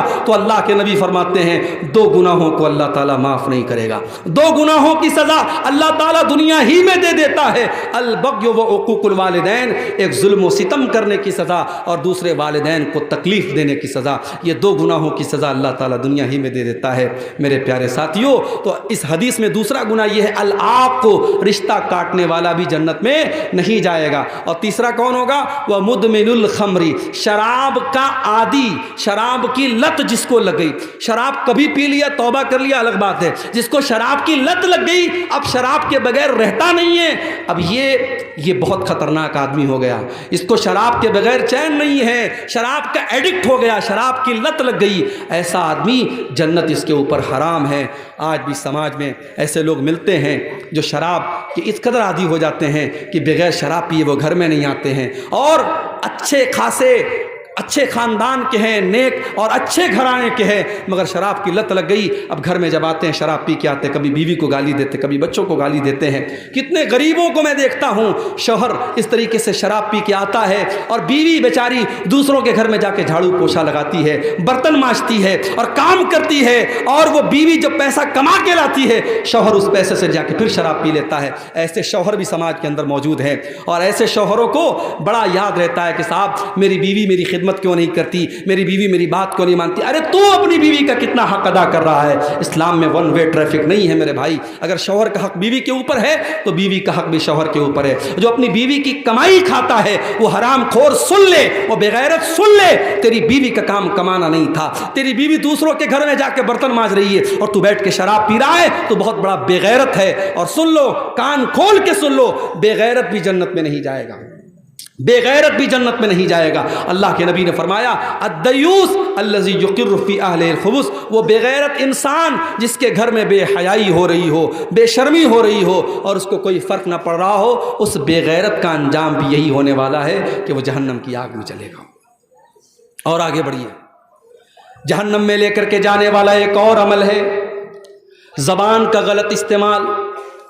زبان کا غلط استعمال کرنے والا بھی جہنم کی آگ میں جلے گا۔ اللہ کے نبی سے پوچھا گیا کہ سب سے زیادہ جہنم میں لے کر کے جانے والی کون سی چیز ہے؟ آپ نے فرمایا الفم والفرج، زبان اور شرمگاہ، یہ 2 چیزیں سب سے زیادہ جہنم میں لے کر کے جانے والی ہیں۔ زبان سے انسان جھوٹ بولتا ہے، زبان سے انسان غیبت کرتا ہے، زبان سے چغلی کرتا ہے، زبان سے دوسروں کی عزت اچھالتا ہے۔ زبان اور شرمگاہ کا غلط استعمال کرنے والے سب سے زیادہ جہنم میں جائیں گے۔ اسی لیے اللہ کے نبی فرماتے ہیں لا يدخل الجنت نمام، چغل خور انسان جنت میں نہیں جائے گا، چغل خوری کرنے والا جنت میں نہیں جائے گا، یعنی جہنم میں جائے گا۔ اور یہاں ایک بات اور بتا دوں، چغل خور کس کو کہتے ہیں بھائی؟ چغل خور اس کو کہتے ہیں جو ادھر کی بات ادھر کرے۔ اب ادھر کی بات ادھر کر رہا ہے تو ضروری نہیں کہ سب بات غلط کر رہا ہے، صحیح بھی کر رہا ہے، مگر صحیح بات بھی اگر ادھر کی ادھر کر کے لڑا رہا ہے تو وہ چغل خور ہے۔ اور اگر 2 بھائیوں میں صلح کرانے کے لیے کوئی انسان آگے بڑھتا ہے اور جھوٹ بھی بول دیتا ہے لیکن 2 بھائیوں کو ملا دیتا ہے، اللہ کے نبی فرماتے ہیں لیس الکذاب الذی یصلح بین الناس، 2 بچھڑے ہوئے لوگوں کو ملانے کے لیے اگر کوئی جھوٹ بھی بول دیتا ہے تو ایسا جھوٹ اللہ کیا معاف ہے۔ پتہ یہ چلا کہ اگر ہمارے سچ بولنے سے 2 بھائی لڑنے لگتے ہیں تو وہ سچ بولنا حرام ہے، اور اگر ہمارے جھوٹ بولنے سے 2 بچھڑے ہوئے مل جاتے ہیں وہ جھوٹ بولنا جائز ہے۔ میرے بھائیوں، اسلام میں صلح صفائی کی بڑی اہمیت ہے۔ میں جانتا ہوں آپ کے گاؤں میں بھی کچھ ایسے ضرور معاملات ہوں گے، ہر گاؤں میں رہتے ہیں کہ کبھی کہیں بھائی بھائی میں مسئلہ چل رہا ہے، کہیں جو ہے باپ بیٹے میں مسئلہ چل رہا ہے، جہاں بھی من مٹاؤ ہے، دل میں میل کچیل ہے، صاف کر لو میرے بھائی، چغل خوری نہ کرو، غیبت نہ کرو، زبان کا غلط استعمال نہ کرو۔ اللہ کے نبی فرما رہے جہنم میں سب سے زیادہ لے کے جانے والی کوئی چیز ہے تو زبان اور شرمگاہ ہے۔ اور آگے بڑھیے، ایک اور چیز جہنم میں لے کر کے جانے والی ہے، اور وہ چیز ہے عورت کی بے حیائی۔ عورت جب بے حیا ہو جائے، جب اس کا کپڑا، اس کی ڈریس، اس کا لباس اس کے جسم کو نمایاں کرنے لگے، ظاہر کرنے لگے۔ جب وہ کپڑا پہن کر کے نکلے تو مقصد اپنے جسم کی اور اپنے حسن کی نمائش کرنا ہو، ایسی عورت بھی کان کھول کر کے سن لے۔ اللہ کے نبی فرماتے ہیں وَنِسَاءٌ كَاسِيَاتٌ عَارِيَاتٌ مُمِيلَاتٌ مَائِلَاتٌ، ایسی عورتیں جو کپڑا پہننے کے باوجود ننگی ہوں گی۔ قیامت کے پہلے ایسا دور آئے گا جب کپڑا پہن کر کے عورتیں ننگی ہوں گی، یعنی کپڑا اتنا ٹائٹ پہنے گی، اتنا ٹرانسپیرنٹ پہنے گی، اتنا پاردرشی پہنے گی کہ اس کپڑے سے ان کا جسم جھلکے گا، ان کا شریر جھلکے گا۔ ایسی بے حیا عورتیں اللہ کے نبی فرماتے ہیں رؤوسہن کاسنمۃ البخت المائلہ، ان کے سر کے اوپر جو ان کے بالوں کا جوڑا ہوگا، جو ہیئر اسٹائل ہوگا، وہ دیکھنے میں بختی اونٹ کے کوہان کی طرح ہوگا۔ اسی لیے علماء کہتے ہیں کہ عورت کو ایسا جوڑا نہیں باندھنا چاہیے جو اونٹ کے کوہان کی طرح ابھرا ہوا ہو، اسے نارمل اپنا ہیئر اسٹائل رکھنا چاہیے۔ اللہ کے نبی بے حیا عورتوں کی پہچان بتا رہے ہیں رؤوسہن کاسنمۃ البخت المائلہ، ایسی عورتیں جو اپنے سر کے اوپر بختی اونٹ کے کوہان کی طرح جوڑا باندھیں گی، لا يدخلن الجنہ، ایسی عورتیں جنت کی خوشبو نہیں پائیں گی، اور جنت کی خوشبو پانا تو بڑی دور کی بات ہے۔ ولا یجدن ریحھا، ایسی عورتیں جہنم کی آگ میں جائیں گی اور جنت کی خوشبو بھی ان کو محسوس نہیں ہوگی۔ اسی طریقے سے تکبر کرنا، گھمنڈ کرنا، چاہے پیسے کا گھمنڈ ہو، چاہے عہدے کا گھمنڈ ہو، چاہے اپنے سماج میں اسٹیٹس کا گھمنڈ ہو، تکبر بھی انسان کو جہنم میں لے کر کے جاتا ہے۔ اللہ کے نبی فرماتے ہیں الا اخبرکم باصحاب النار، کیا میں تم کو جہنمی لوگوں کے بارے میں نہ بتا دوں؟ صحابہ نے کہا اللہ کے نبی ضرور بتائیے۔ آپ نے فرمایا کل عتل جواز مستکبر، ہر وہ آدمی جو اکھڑ ہو، ہر وہ آدمی جو بخیل ہو، اور ہر وہ آدمی جو گھمنڈی ہو۔ اکھڑ اور بخیل ہونے کے ساتھ ساتھ جو گھمنڈی بھی ہے، تکبر بھی کر رہا ہے، وہ انسان جہنم میں جائے گا۔ اور اللہ کے نبی ایک دوسری حدیث میں فرماتے ہیں لا يدخل الجنۃ من کان فی قلبہ مثقال ذرۃ من کبر، جس کے دل میں ذرہ برابر بھی اگر تکبر ہے، گھمنڈ ہے، وہ انسان جنت میں نہیں جائے گا۔ بہت خطرناک معاملہ ہے میرے بھائی، بہت خطرناک معاملہ ہے۔ تکبر سے بہت کم لوگ بچ پاتے ہیں، ہم اور آپ کی اللہ حفاظت کرے۔ تکبر اتنی خطرناک چیز ہے، ذرہ برابر اگر تکبر ہمارے اور آپ کے سینے میں ہے تو جنت حرام ہو جائے گی۔ اسی طریقے سے اور آگے بڑھیے، جہنم میں لے کر کے جانے والا ایک اور عمل ہے، اور وہ کسی بوڑھے انسان کا اپنے سر کے اور داڑھی کے بال میں کالا خضاب لگانا۔ عمر ہے 50 سال مگر دکھنا چاہتا ہے یہ 30 سال کا۔ ارے جب تیری عمر 50 سال کی ہوگی تو شرم کس بات کی؟ تو بال کو جتنا بھی کالا کر لے، داڑھی کو جتنا بھی کالا کر لے، تو اپنے بدن کی سلوٹوں کو کیسے مٹائے گا؟ تو اپنے بدن کے ریشوں کو کیسے مٹائے گا؟ تیرے بدن کی جھریاں بتائیں گی تو 50 سال کا ہو چکا ہے، کتنے دن تک تو دھوکہ دے گا؟ اور جو جتنا بھی بہترین ہیئر ڈائی لگا لے اور کلر لگا لے، ایک ہفتے کے بعد 2 ہفتے کے بعد وہ کالا کلر اترنے ہی والا ہے۔ اللہ کے نبی فرماتے ہیں یکون فی آخر الزمان، آخری زمانے میں ایسے لوگ آئیں گے یخضبون بالسواد، جو کالے رنگ کا خضاب لگائیں گے، کالے رنگ کی مہندی لگائیں گے، کحواسل الحمام، جیسے کبوتر کے سینے کے پاس کا حصہ کالا ہوتا ہے اور باقی حصہ سفید ہوتا ہے، تو وہ اپنی سفید داڑھی اور سفید بال کو کالا کریں گے۔ اللہ کے نبی فرماتے ہیں لا یریحون رائحۃ الجنہ، ایسے لوگ جنت کی خوشبو بھی نہیں پا سکتے، جنت کی خوشبو بھی نہیں پا سکتے۔ میرے پیارے ساتھیوں، ایک بوڑھا انسان سماج میں بوڑھا جب ہوتا ہے تو اللہ کے نبی نے اس بوڑھے کا احترام کرنے کا ہمیں حکم دیا ہے، مگر جب بوڑھا اپنے بڑھاپے اور اپنی بزرگی کا لحاظ نہ رکھے، اپنی سفید داڑھی کو کالا کرے یا داڑھی کو کلین شیپ کرا لے، اور اگر کوئی بوڑھا غلط کام کرے تو اللہ کے نبی نے اس کو اور خطرناک بتایا ہے۔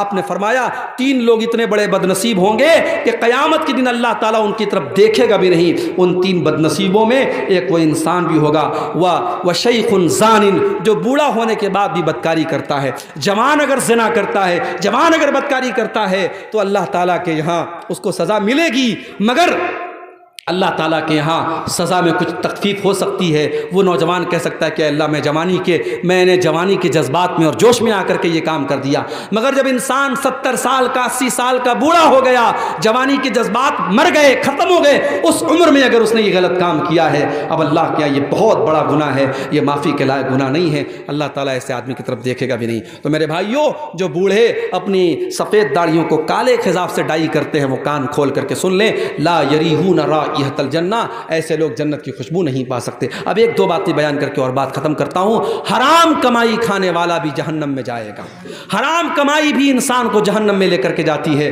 اللہ کے پیارے نبی جناب محمد رسول اللہ صلی اللہ علیہ وسلم فرماتے ہیں کہ کل جسد نبت من سخط، ہر وہ بدن اور جسم جو حرام کمائی سے پلا بڑا ہو، فالنار اولا بہ، وہ جہنم کی آگ میں جائے گا۔ ابھی کرکٹ کا ورلڈ کپ چل رہا ہے، میرے پاس موبائل پہ بھی میسج آ رہا ہے، ڈریم 1 ڈریم 11 ڈاؤن لوڈ کیجیے، 1 کروڑ روپیہ کمائیے۔ 1 کروڑ کا نام سن کے کون اچھل نہیں جائے گا بھائی؟ 1 کروڑ کس کو پسند نہیں ہے؟ اب نوجوان کیا کرتا ہے؟ ایپ کو ڈاؤن لوڈ کرتا ہے۔ افغانستان اور پاکستان کا میچ چل رہا ہے، اب اس ایپ میں اس نے پیسہ لگا دیا 1 لاکھ روپیہ، اس کو لگ رہا تھا یار پاکستان جیت جائے گی، مضبوط ٹیم ہے، افغانستان بالکل کمزور ٹیم ہے، اس نے 1 لاکھ روپیہ لگا دیا، لیکن الٹ پھیر ہو گیا، افغانستان نے پاکستان کو ہرا دیا، اس کا 1 لاکھ ڈوب گیا۔ پھر اس کو اور 1 لاکھ لاس ہو گیا، مگر اب اس کو لگا کہ اب اگلا میچ ہوگا تو میں اور بڑا پیسہ لگاؤں گا، 2 لاکھ لگاؤں گا تاکہ وہ 1 لاکھ کور بھی ہو جائے اور 1 لاکھ اور مل جائے۔ اس طریقے سے آج آن لائن جوا کھیلا جا رہا ہے اور ہمارا نوجوان اس جوئے کا شکار ہو رہا ہے۔ یاد رکھو میرے بھائی، اگر تاش کے پتوں کے ذریعے جوا کھیلنا حرام ہے، اگر لاٹری حرام ہے، تو آن لائن بھی یہ جوا کے جتنے ایپ آ رہے ہیں یہ سب حرام ہے۔ اور یہ حرام کمائی اگر تم نے کما بھی لی اور گھر میں لے بھی آئے تو یاد رکھو اس کمائی کے ذریعے تم کبھی آباد نہیں ہو سکتے۔ اللہ کے نبی فرماتے ہیں کل جسد نبت من سخط، ہر وہ بدن جو حرام کمائی سے پرورش پاتا ہے، فالنار اولا بہ، وہ جہنم کی آگ میں جلایا جائے گا۔ اور یہاں پر مجھے وہ حدیث بھی یاد آتی ہے، جس حدیث میں اللہ کے نبی نے فرمایا کہ ایک آدمی لمبا سفر کر کے آتا ہے اور اللہ کی بارگاہ میں ہاتھ اٹھا کے، ہاتھ پھیلا کے دعا کرتا ہے، یا ربی کہہ کے دعا کرتا ہے، اور اتنا لمبا سفر کر کے آیا ہے کہ بال میلے کچیلے ہو گئے ہیں، کپڑے میلے کچیلے ہو گئے ہیں، مگر اللہ کے نبی کہتے ہیں وہ جو کھانا کھا کے آیا ہے حرام کمائی کا ہے، جو پانی پی کے آیا ہے حرام کمائی کا ہے، جو کپڑا پہن کے آیا ہے حرام کمائی کا ہے۔ ایسا انسان جو حرام کھا کے، حرام پی کے اور حرام پہن کے آیا ہے، فَأَنَّا يُسْتَجَابُ لِذَلِكَ، تو اے میرے صحابہ بتاؤ ایسے انسان کی دعا کہاں سے قبول ہوگی؟ میرے پیارے ساتھیوں، آج ہم رو رو کے دعا کر رہے ہیں کہ اے اللہ فلسطینیوں کی مدد فرما، فلسطینیوں کی مدد فرما۔ چھوٹے چھوٹے بچوں کی لاشوں کی فوٹو آ رہے ہیں، ہمیں دیکھ کر کے تکلیف ہو رہی ہے، ہم دعا کر رہے ہیں مگر اللہ کی طرف سے کوئی مدد نہیں آ رہی۔ کیوں؟ کیونکہ آج ہمارا ٹارگٹ پیسہ کمانا ہے، حلال کی پرواہ نہیں، حرام کی پرواہ نہیں، ہمارا ایک ہی ٹارگٹ ہے، پیسہ کمانا ہے، جس طریقے سے بھی پیسہ آئے ہمیں کمانا ہے۔ اللہ کے نبی فرماتے ہیں یاتی علی الناس زمان، قیامت کے پہلے وہ دور بھی آئے گا، لا یبال المرء من این اخذ المال، انسان پرواہ نہیں کرے گا کہ مال حلال طریقے سے کما رہا ہے یا حرام طریقے سے کما رہا ہے۔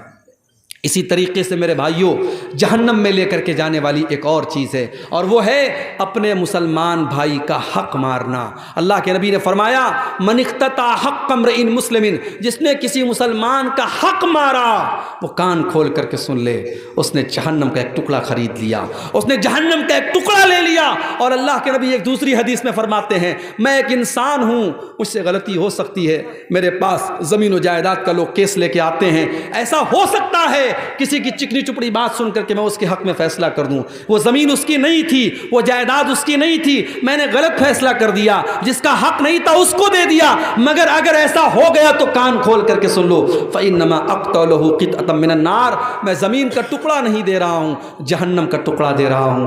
میرے پیارے ساتھیوں، ابھی آپ نے نظم سنی کہ یہ زندگی ایک کرائے کا گھر ہے، ایک نہ ایک دن بدلنا پڑے گا۔ یہ زندگی کرائے کا گھر ہے میرے بھائی، یہاں ہمیشہ نہیں رہنا ہے، ایک دن مرنا ہے اور سارا دھن دولت، زمین جائیداد، بینک بیلنس، جویلری، یہ سب چھوڑ کے جانا ہے۔ جو حرام طریقے سے آپ نے دوسروں کی زمین ہتھیائی ہے، کتنے دن اس زمین کا فائدہ اٹھاؤ گے بھائی؟ جس دن مرو گے 2 گز زمین میں ہم جائیں گے اور وہ ساری زمین ہمارے رشتہ داروں کی، ہمارے بچوں کی ہو جائے گی۔ تو اپنے لیے ہم جس حرام کمائی کو کماتے ہیں اس کا مزہ ہم کتنے سال لیں گے؟ جس دن مریں گے سارا مزہ ختم ہو جائے گا۔ اس لیے میرے ساتھیوں، حرام کمائی سے اپنے آپ کو بچاؤ۔ یہ چند چیزیں تھیں جو جہنم میں لے کر کے جانے والی تھیں، اور جہنم کا ایک ہلکا سا نقشہ بھی میں نے کھینچا ہے اس امید کے ساتھ کہ ہم جہنم میں لے کر کے جانے والے ان اعمال سے اپنی ہم حفاظت کریں گے، اور اللہ سے ہم دعا کرتے ہیں اللہ ہمیں اس کی توفیق عطا فرمائے۔ میت کو قبر میں اتارنے اور رکھنے کا صحیح طریقہ کیا ہے؟ دیکھیے میت کو جو قبر میں اتارا جاتا ہے تو اس میں ایک تو یہ ہے کہ پایتانے سے اتارا جاتا ہے، اور اتارنے کے ٹائم بسم اللہ وعلی ملت رسول اللہ یہ کہہ کر کے قبر میں اتارا جائے، اس میں اور کوئی شرط نہیں ہے۔ ہمارے یہاں اصل میں جنازے کے تعلق سے بہت ساری باتیں رائج ہو گئی ہیں۔ اب جیسے کسی انسان کا انتقال ہو گیا تو فوراً لوگ کیا کرتے ہیں، قبلہ رخ کرتے ہیں، کوئی ضروری نہیں ہے۔ اگر قبلہ رخ انسان کا انتقال ہو گیا ہے اچھی بات ہے، موت کے ٹائم انسان کو اگر یہ لگے کہ یہ مرنے والا ہے اس ٹائم اس کو قبلہ رخ کر دو، لیکن مرنے کے بعد جنازے کو اسپیشلی قبلہ رخ کرنا اس کی کوئی ضرورت نہیں ہے۔ اسی طریقے سے جب میت کو گھر سے نکالنے لگتے ہیں تو لوگ بڑی پرواہ کرتے ہیں کہ سرہانے سے نکالنا ہے کہ پایتانے سے نکالنا ہے، لوگ بڑا کنفیوز ہو جاتے ہیں۔ تو یہ سارے مسئلے ہمارے بنائے ہوئے ہیں، اس میں کوئی ایسی ٹینشن کی بات نہیں ہے۔ جہاں شریعت نے آپ کو آزادی دی، اختیار دیا ہے، وہاں اس کو آزادی ہی رہنے دیجیے۔ قبر میں اتارنے کے ٹائم اس کو جو ہے پایتانے کی طرف سے اتاریں گے، اور اتارنے کے وقت ہم جو ہے بسم اللہ وعلی ملت رسول اللہ پڑھیں گے۔ اچھا، یہاں پر ایک بات میں اور بتا دوں کہ قبر میں جب ہم مردے کو دفن کرتے ہیں تو ہم مٹی دیتے ہیں۔ اب مٹی جب دیتے ہیں تو وہاں بھی یہ سوال ہوتا ہے کہ مٹی دینے کے ٹائم ہمیں کیا پڑھنا چاہیے؟ تو بعض لوگ کیا کرتے ہیں کہ وہ پہلی مرتبہ مٹی دیتے تو کہتے ہیں منہا خلقناکم، جو قرآن کی آیتیں پڑھتے ہیں منہا خلقناکم، ہم نے تم کو مٹی سے پیدا کیا۔ پھر دوسری بار جب مٹی دیتے ہیں تو پڑھتے ہیں وفیہا نعیدکم، اور پھر تیسری بار جب مٹی دیتے ہیں تو پڑھتے ہیں ومنہا نخرجکم تارۃ اخری، کہ اسی مٹی سے ہم تم کو دوبارہ نکالیں گے۔ تو اب یہ قرآن کی آیت ہے، اس کو 3 بار مٹی دینے میں فٹ کر لیا گیا، لیکن اس کا کوئی ثبوت نہیں ہے۔ آپ مٹی دینے کے ٹائم کچھ نہ پڑھیں کوئی مسئلہ نہیں ہے، زیادہ سے زیادہ بسم اللہ، ہر اچھا کام بسم اللہ کر کے کیا جاتا ہے، تو مٹی دینے کے ٹائم بھی آپ بسم اللہ پڑھ دیں۔ باقی یہ جو دعا پڑھی جا رہی ہے، جو قرآن کی آیت پڑھی جا رہی ہے، مناسب نہیں ہے۔ اسی طریقے سے کہیں کہیں جنازے کی نماز میں کیا ہوتا ہے، امام صاحب کے لیے وہ آتا ہے مصلی، امام صاحب کے لیے الگ سے مصلی آتا ہے۔ بھائی مصلی کا یہاں کوئی کام نہیں ہے، مصلی سجدہ کرنا ہوتا تب کام ہوتا، یہاں زمین پر ہم پڑھ رہے ہیں، مصلی کا کوئی کام نہیں ہے۔ اسی طریقے سے اب اگر جنازے کی نماز کہیں باہر ہو رہی ہے تو اب جوتا چپل لوگ پہن کر کے جنازے کی نماز پڑھتے ہیں، ٹھیک ہے، جائز ہے، لیکن جوتا چپل میں گندگی بھی لگی ہو سکتی ہے، پاخانہ بھی لگا ہو سکتا ہے۔ تو اب کچھ لوگ کیا کرتے ہیں کہ جب جوتا چپل پہن کے جنازے کی نماز پڑھتے ہیں تو وہ جوتا چپل اتارتے ہیں اور اتار کر کے اسی کے اوپر کھڑے ہو جاتے ہیں، پیر رکھتے ہیں اور جنازہ کی نماز پڑھتے ہیں۔ تو بھائی اس سے کیا فائدہ ہوا؟ اگر اس چپل میں گندگی لگی ہے اور آپ نے چپل اتار کے چپل پر آپ کھڑے ہو گئے تو ابھی بھی آپ گندگی کے اوپر کھڑے ہیں۔ تو چپل میں جوتے میں اگر گندگی لگی ہے تو اس کو دھونا ضروری نہیں ہے، حدیث میں آتا ہے کہ اس جوتے چپل کو آپ زمین پہ رگڑ لیجئے، وہ پاک ہو جائے گا۔ تو جب جنازے کی نماز آپ جوتا چپل پہن کے پڑھ رہے ہوں تو آپ ایک بار چیک کر لیجئے، اگر اس میں کوئی گندگی لگی ہے بس زمین پر اس کو 1-2 بار رگڑ لیجئے، پاک ہو گیا۔ اب آپ اس جوتا چپل کو پہن کے جنازے کی نماز پڑھ سکتے ہیں۔ جنازے کو سامنے رکھ کر کے میت کے رشتہ داروں سے نماز کے متعلق پوچھنا کیسے؟ اب یہ بھی بس ایک رواج ہے، جنازہ ریڈی ہے، صف لگ چکی ہے، اب جو میت کا کوئی بڑا رشتہ دار ہے، اس کے ماما ہے، نانا ہے، دادا ہے، ان کو آواز دی جاتی ہے حاجی صاحب کہاں ہیں، فلانے کہاں ہیں۔ اب جب تک وہ حاجی صاحب بیچارے وہ تھوڑا اونچا بھی سنتے ہیں، بڑی مشکل سے ان کو سنائی دیتا ہے، وہ بالکل پیچھے رہتے، ایسے موقع پر جو رشتہ دار ہوتے ہیں نا ایک دم پیچھے ہوتے ہیں، تو بڑی مشکل سے ان کو کھوجا جاتا ہے، پھر وہ ہاتھ اٹھا کے کہتے ہیں ہاں مولوی صاحب اجازت ہے، تب جنازہ پڑھایا جاتا ہے۔ یہ سب فالتو کی رسم ہے، اس کی کوئی ضرورت نہیں ہے۔ جب آپ نے امام صاحب کو پہلے سے ڈیوٹی دے دی کہ آپ کو جنازے کی نماز پڑھانا ہے، امام صاحب آئے، صف لگ چکی ہے، تو بھائی نماز شروع کر دو۔ یہ ایک سسٹم جو بنا کے رکھا ہے کہ گھر کے بڑے اور خاندان کے بڑے سے اجازت دی جاتی ہے، یہاں اس اجازت کا کوئی مطلب نہیں ہے اور نہ اس کی کوئی ضرورت ہے۔ شیخ اور ایک طریقہ ہے اس میں کہ جی وہ نماز آئندہ پڑھیں، اگر نماز نہیں پڑھتے اس سے رشتہ دار جی جی تو وعدہ کیا کروایا جاتا ہے، اچھا، کان پکڑایا جاتا ہے، کس سے؟ رشتہ داروں سے، جیسے کہ باپ مرا تو بیٹے سے، ہاں ہاں، اس طریقے سے اچھا۔ دیکھیے نماز اگر کوئی مان لیجیے باپ مر گیا، بیٹا نہیں پڑھتا ہے، تو جنازے کی نماز کے ٹائم بیٹے سے یہ کہنا کہ چلو کان پکڑو نماز پڑھو گے، یہ سب تو مناسب نہیں ہے۔ بھائی نماز تو اس کو ایسے بھی پڑھنا ہے، وہ نہیں پڑھ رہا ہے تو غلط کر رہا ہے۔ اب باپ کے مرنے پر اس کے جنازے کی نماز کا بیٹے کے نماز نہ پڑھنے سے کوئی تعلق نہیں ہے۔ بیٹا اگر نماز نہیں پڑھتا ہے، بیٹا گنہگار ہوگا، باپ اپنا حساب دے گا، تو جنازے کی نماز کے دوران یہ سب کہنے کی ضرورت نہیں ہے۔ ہاں یہ چیز ہوتی ہے کہ جب کسی کا باپ مرتا ہے تو ایموشنل سین ہوتا ہے، اس وقت انسان جذباتی ہوتا ہے، اس وقت آپ دیکھتے ہوں گے کہ جو بیٹا کبھی باپ کی قدر نہیں کرتا تھا، باپ کے مرنے کے بعد باپ کی قدر کرنے لگتا ہے۔ باپ کے نام پہ مدرسے میں لاکھ لاکھ روپیہ لوگ چندہ دے دیتے ہیں۔ تو اب کچھ لوگ اس جذبے کو، اس ایموشن کو کیش کرتے ہیں کہ یہ اچھا موقع ہے، لوہا گرم ہے، چوٹ مار دو۔ اس موقع پر اگر کچھ سمجھایا جاتا ہے تو بیٹا مان جاتا ہے۔